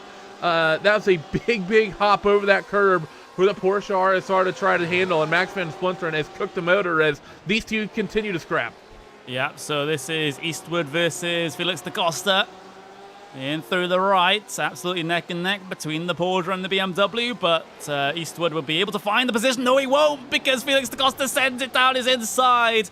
Coming through the slower left, and there's contact between the two of them. And da Costa, again, a bit of contact, has to get back going. We'll take another look about how this happened, because it came up on us very, very quickly. We'll take a look from up above. We'll just wind it back just that little bit more. Just to see how this one develops. You can see they're side by side through the right. Oh, just see Felix Antonio just get a little bit loose on the inside there, and then he just cutbacks to the inside, commits on the brakes into here, and, well, just shoves that BMW out. And actually, the BMW came off the better in that instant because it didn't spin around. Yeah, it definitely actually kind of did, sort of the way that things went there. But, you know, I was a little bit surprised to see him leave that door open on the inside, but in the end, he doesn't end up actually losing all that much in the grand scheme of things. But we'll check back in with some other fights. Sheldon van der Linde and Kelvin van der Linde, the battle of the van der Lindes. We're going to have to go by first names here rather than last. Yeah, we will. Otherwise, we get hilarious situations such as Van der Linde down the inside of Van der Linde, which is going to help no one. So Sheldon and Kelvin fighting it out here at the back of this trio. You can count Bruno Spengler into this, by the way. He's that car currently leading those three cars around the circuit. But like I said, which is everyone's favorite Van der Linde? That's the question you really need to be asking at this stage. In terms of track position at the moment, it's Sheldon, but Kelvin, he's already gotten a race win in this series under his name, so he's going to try and look for positions just further inside this top 10, but a top 5 might be out of the question at this point. Yeah, I think you might be right about that with the way things go. All of them kind of group up as they go through the hairpin, and that gap starts to open back out as they get back onto the throttle, and these guys really just tightly packed together. But as I say that, Bruno Spengler able to start opening this gap up just a little bit, Connery, as they work in towards the final sector. So maybe Sheldon, maybe pushing a bit of, kind of as hard as he can at the moment, trying to open this gap up, and maybe is allowing Bruno to run away just a little bit. Someone said switch to Rockenfeller. There is Rockenfeller. He's in a battle with Tom Dillman. That was your Mike Rockenfeller update as we go back to the Van der Linde battle. Yeah, so after the breaking news coverage there, we'll check in with this trio once again. Through turn 1, these guys remain single file. I'm surprised about the slipstream, Connery. These guys, we've not seen too much crazy drafting down this front straightaway. I know the GTE car is relatively slippery. It's actually Bruno Spengler, a little bit wide through turn 3. Might allow Sheldon to make a move up the inside of turn 4, but he'll try it the long way around here on the outside, which may work. Kelvin trying to take the advantage on Sheldon, and Bruno's going to be able to shut that door. His cutback works 3 wide for a moment. This is getting dicey. Dicey, certainly one word for it, and now the Van der Lindes are going side by side. coming up through the middle sector, but they all get single file by the time the S's arrive, but they're absolutely nose to tail coming through here. Look at that good run, though, from Sheldon coming through there, but can't quite gain the momentum over Spengler. But you can see now Kelvin is on the back of him, and they're all going to come together on the brakes in towards here. I hope not, as they go very, very deep, but they're able to make the apex. And Spengler seemingly holding up these two cars at the moment, the Van der Linde pair, and they're just getting a little bit antsy behind him. Yeah, you're definitely right about that. I mean, it looked like for a little bit, a couple laps ago, that Bruno may have had the pace, but the last half a lap, maybe that's not the case, as Bruno has made a couple of mistakes and allowed these two to kind of come right back in, as these guys will work in towards the final corner and begin lap number 9 of 12. So last handful of laps coming up. Yeah, absolutely. And I got news that Max Verstappen wants to do an onboard lap, so we will go and visit him. He's currently heading his way towards the end of the first sector, but we'll just drop down to the red line channel and see what's happening. As Max, you've got your onboard lap, so start talking. All right, we are here in turn 4. Yeah, you use all the road available. It's all about here and then hitting the apex in turn 5. Early on throttle, use as much as you can on the exit. And yeah, here it's all about, again, lining up the car as straight as you can, cutting a bit on the inside. Do not hit that yellow curb too much, because it will damage your car. Here the car wants to oversteer a little bit. You stay on throttle a bit. Again, you run as wide as you can until you get an off track. And then here, yeah, again, late braking all the way down to first gear, bit of oversteer. Again, you just touch that yellow curb. Try to cut as much as you can. Here you stay very tight, second gear. Again, you want to pick up throttle as early as you can. And then here, maximize the track. Do not go too wide here, because it's way more important to nail the chicane and hit the apexes right. Early on throttle here again, to have a good exit onto the main straight. And that is my 1 millionth lap, I think, at Barcelona.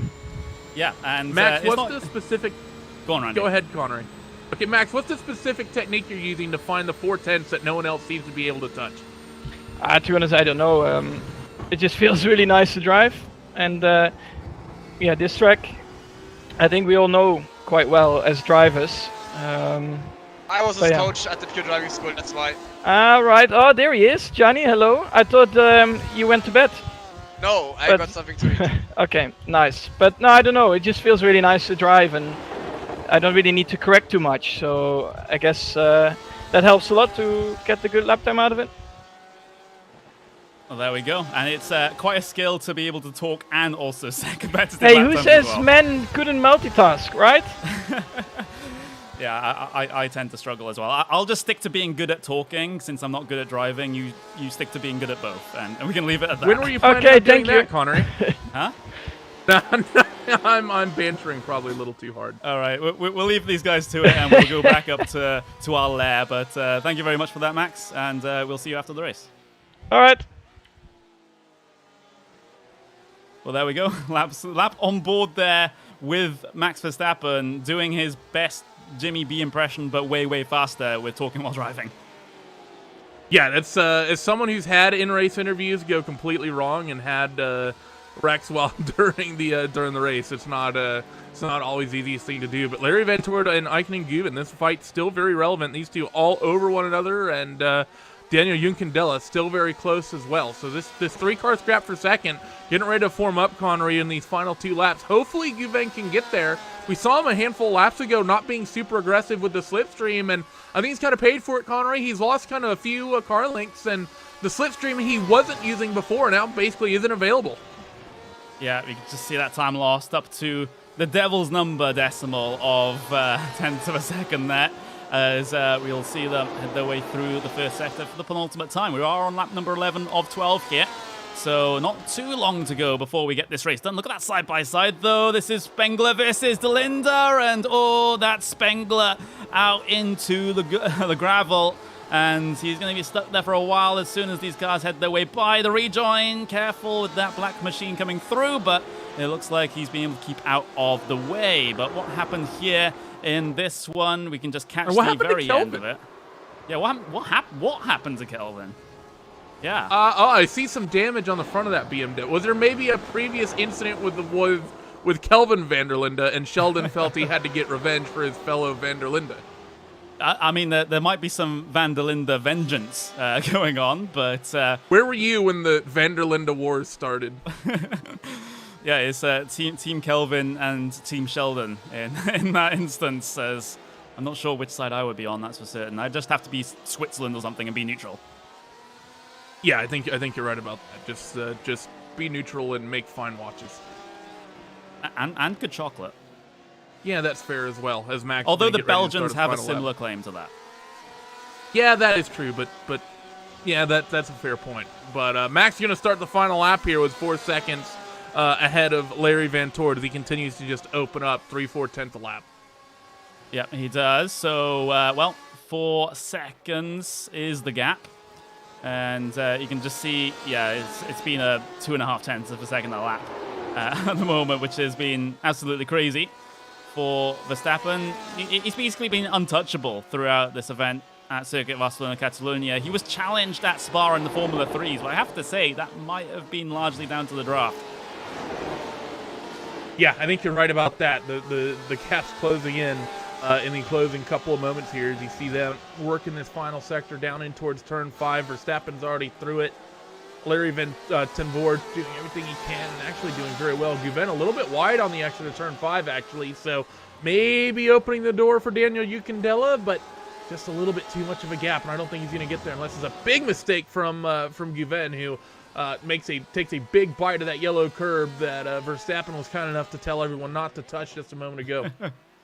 Yeah, but speaking of that man, there he is, heading his way through the final sector to take another dominant race win. It has to say, I can't really hype it up that much further than that, as coming up to the final chicane, he is going to go just in a couple of moments' time. So it's been the Max Verstappen class. We even had an onboard lap of him where we talked us through it. He was that quick, and he didn't seem to drop any time at all. Final corner for Max Verstappen as he does the double here at Circuit Barcelona Catalunya in the Team Redline Real Drivers Never Quit series, and he seems to be very, very elated with that. Locks it up on the way down in towards turn number 1 as we can cycle things back to see if there's anything close coming across the line. There's this Kelvin little van der Linde mistake.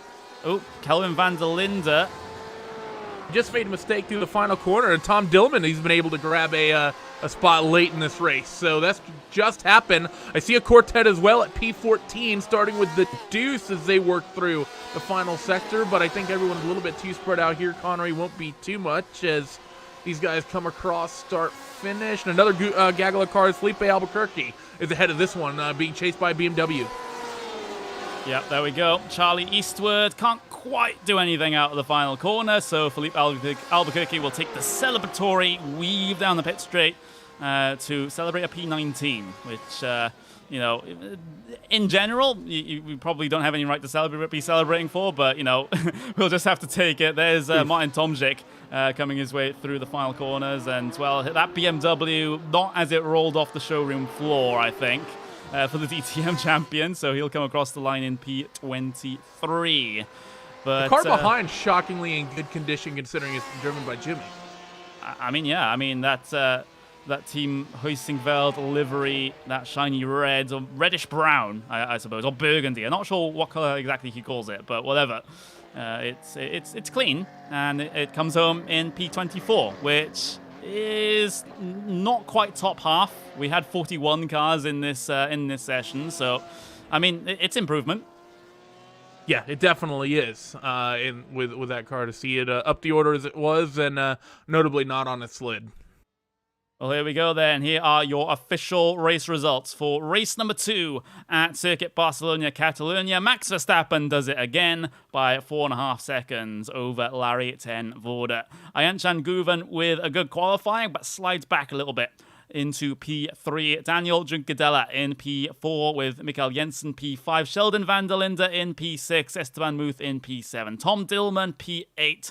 Kelvin van der Linde secures a top 10 after all that he's been in. That's quite surprising. But Mike Rockenfeller rounds out the top 10. Jose Maria Lopez in P11. Bruno Spengler P12. Job van Utrecht in P13. Daniel Mora P14. Franco Colapinto P15. Christopher Mies 16th. Richard Westbrook in 17th place, Brent Viscal in 18th, Philippe Albuquerque in P19, and Charlie Eastwood rounds out the top 20. Randy, you know what to do. Antonio Felix da Costa in 21st, Jordan Pepper in 22nd, Martin Tomczyk in 23rd, Jimmy B 24th, rounding out the last of the cars, finishing on the lap here. Niels Langveld in 25th, Thiago Monteiro in 26th, Max van Splunteren in 27th, with Luca Giotto in 28th, Richard Verschoor in 29th, with Rennie Rast in 30th, then Big Breath, Ferdinand Hasberg Lothringer, that's the second attempt on the broadcast, is in 31st. Nicky Team 32nd. Stoffel Van Dorn in 33rd with Giedo van der Gaard, Maxime Martin, Martin Kodrick, Jesse Krohn, Philip Eng, Lando Norris, Atsi Kirchhoff, and Diedrich Kynes, rounding out the 41 cars that signed up for the session this afternoon. Well, there we go. That's going to be it in terms of the racing, but we can just do a little bit of a post-race show here, just talk about what we've seen throughout the race, and there's no other, well, 2 words, Max Verstappen. Yeah, there we go. I think now we should just end. Those are the 2 words.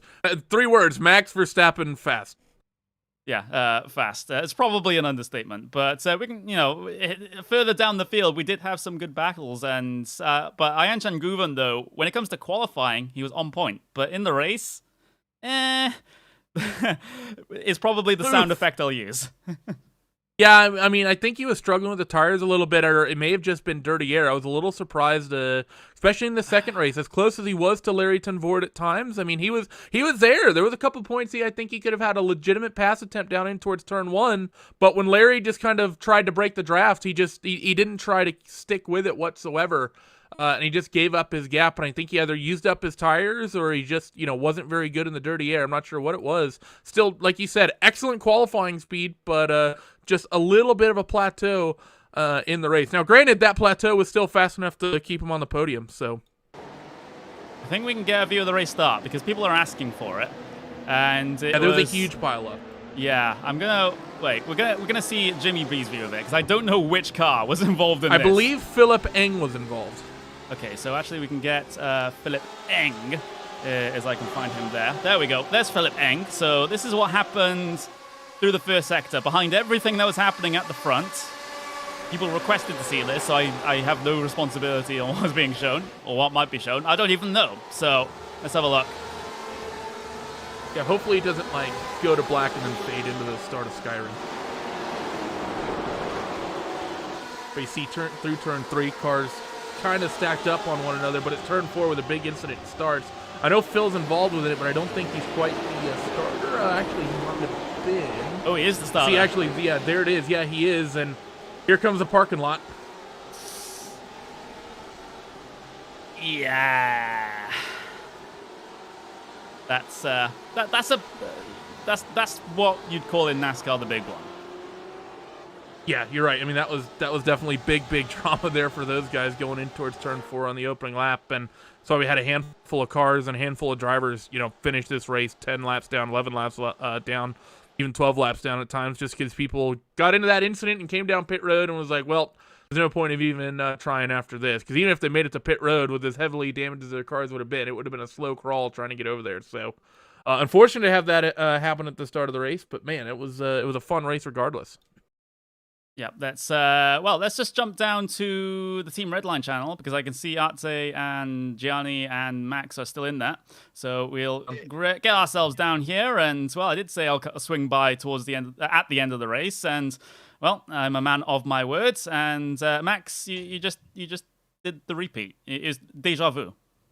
Yeah, no, it was good. I mean, you could see clearly the guys behind, they got more and more comfortable throughout the race, so the gap was not as big, but still, yeah, felt good. Nice to drive, actually. A lot of fun. A fun all on your own at the front of the field, yes. Yeah, that's always good. I mean, I like winning, so It's always Fun good by winning yourself first. is the best kind of fun. Sometimes, fighting is good. Sometimes winning in the distance is good as well. Yeah, absolutely. And again, in this instance, it's 4.5 seconds over your closest competitor. And, looking into sort of the next couple of races now, because we have races on Friday, we have races on Monday, Wednesday, and Friday next week as well. And we don't know what car or track combo those races are going to be. So is there any car or track that you just don't want to see? Track, don't think so, but I think it's more the car. Like mainly, I drive these kind of cars, on iRacing because that's where, our, let's say, competition is, where we are participating in. So yeah, it's gonna be interesting to find out what we are gonna run next time. I don't know, maybe some NASCARs which I've never driven. Ooh. So I don't know. I really don't know. So let's find out. Well, Randy, you have more experience with the NASCARs on the road circuit. If we do go to road circuit, it could be oval for all I know, and we just go proper NASCAR racing.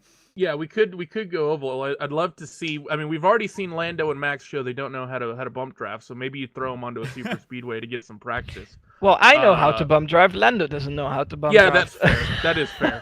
No, just kidding. I don't know. Kidding. I'd love to see some fun combos though, Connery. Like maybe break out the Pro 2 truck on some random mixture, or maybe if you want to give Max PTSD, maybe you break out Bathurst. Or some. Yeah, you're a funny guy, aren't you? You've got the seal of approval. Or V8s or something, or like the NASCAR trucks. They look quite cool. So who knows? Yeah, we'll just have to wait and see. I hope. I mean, Artse's in the channel with us, and he's like, I guess, the decision maker when it comes to this. Can we have something really particularly interesting for next time? I won't be on the broadcast for Friday, unfortunately, but still, keep it interesting. Can you promise me that, Artse? Well, let me start with thank you guys for jumping in last minute, and this must have been quite a challenge for you guys to do the broadcast. So thank you very much for doing a great job for the next race Friday. Let's first see what actually happened this race, and we need to do some marshal work, and then we're gonna start thinking about the next car and track combination. What I did like about today was that the racing was really good. It was very clean in general.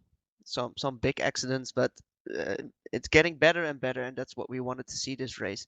So we're gonna pick a car that's gonna give the drivers and the viewers a good race to watch, and for sure we're gonna do some investigation to get the best possible show for you guys on Friday.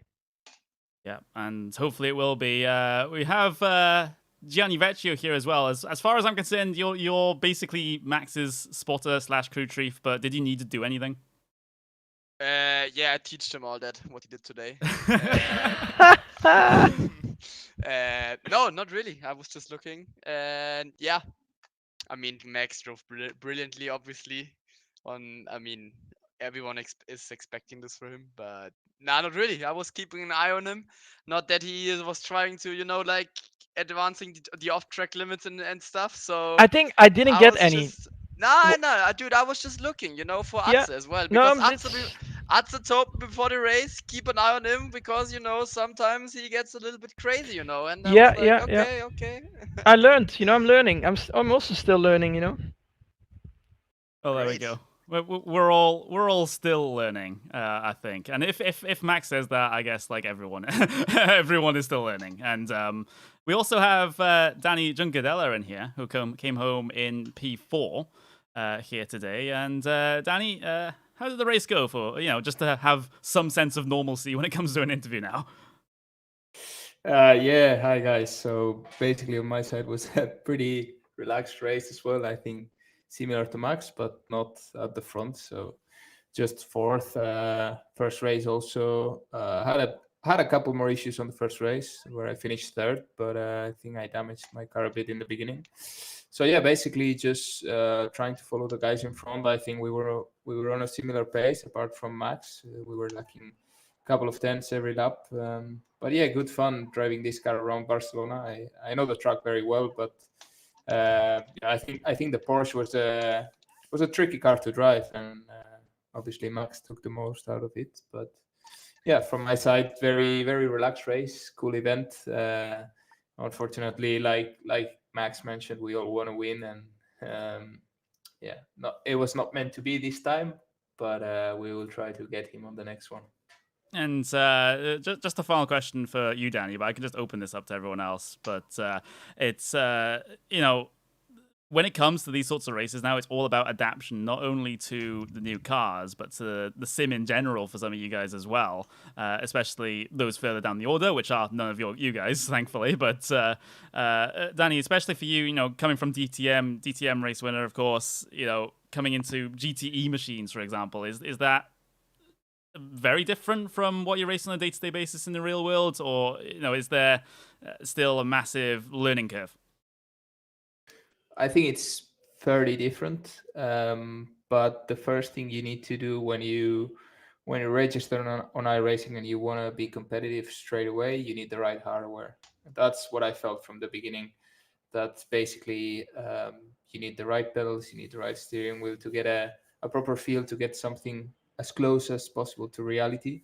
Obviously, the car is completely different to DTM, but it's just learning it and doing laps and learning the different tricks that the game has. Obviously, you see the field that we're running. There's so many good guys in the field, like Rene Rast, for example. You probably haven't seen him around the top 10, and he's a 2 times DTM champion in 3 years. And when he didn't win the championship, he finished second, 1 point behind the winner. So he obviously is a superstar, and you see him not being as quick as us on iRacing, and that's a lack of practice, lack of having the right stuff and getting enough hours in. And I think that's what you need on this game. But obviously, with the sort of style we're doing in this championship, where we announced the track very late, the car is known, but we're probably reviewing that. We will see what happens. We make it a bit of an uncertainty for everybody, and that's what makes it also exciting. And when you see Max going in front and blowing away the whole field, that shows you that he also has the capability, to extract the max out of the car. And that's what we have to try the others, to get as close as possible and to get more practice, more hours, and then we will be faster. You did sneak a sneaky pun in there, the getting the max out of the car. But there we go. Well, he did. Yeah, he did. So it's a completely valid statement. But before we finish up, Randy, is there anything you wanna ask these guys before we go? No, I'm just gonna say huge thanks to all of them. These events have been a lot of fun, and a huge thanks to all the real drivers that have been taking part. It's a ton of fun to seeing these guys race on the sim and put on a good show and having some fun with it. It's been a nice breath of fresh air with everything that's been going on. Yeah, it's been an absolutely brilliant event, and thank you guys for being a part of it. And we'll be removing ourselves from the channel just to wrap up the broadcast. See you guys. All right, see you. Yeah, see you guys. Well, there we go. The drivers associated with Team Redline, a couple of real-life drivers in there as well. And it's great to see their attitude when it comes to this, Randy, because they're taking this... it's a little bit of fun for them. It's to make sure their skills don't get too rusty given the situation. But from those guys, at least, they're really, really taking this, as they would... perhaps a normal race, but maybe not quite as serious as F1 or their respective championships, but they're not just going out there and ramming people off for the sake of it. Yeah, I mean, they are racing drivers, and racing drivers are some of the most competitive people you'll ever meet. So you kind of give them a way to compete with one another. They're going to do it. They might have some fun with it, as we've seen, Max and Lando and sort of the banter they share and the fun times they have, and even the clips of the likes of Lando calling George Russell and whatnot. They are all competitive with one another. They are all hard on one another, but they are at the end of the day just good friends, and this is a way to just sort of let off some steam here as we wait for the world to get back to normal here in the coming, hopefully soon. But yeah, it's been a fantastic handful of events, and I can't wait for the next one. I certainly can't either. Join us same time, same place, Friday night for more Team Redline Real Racers Never Quit action. The car and track we simply do not know, but we've had some brilliant racing so far this series already, so you definitely want to tune in. And then, of course, we have events throughout next week as well, on Monday night, on Wednesday night, and on Friday night as well. But with that, I've been Connery Maddock, that's been Randy Cheneth, and we'll see you guys on Friday night.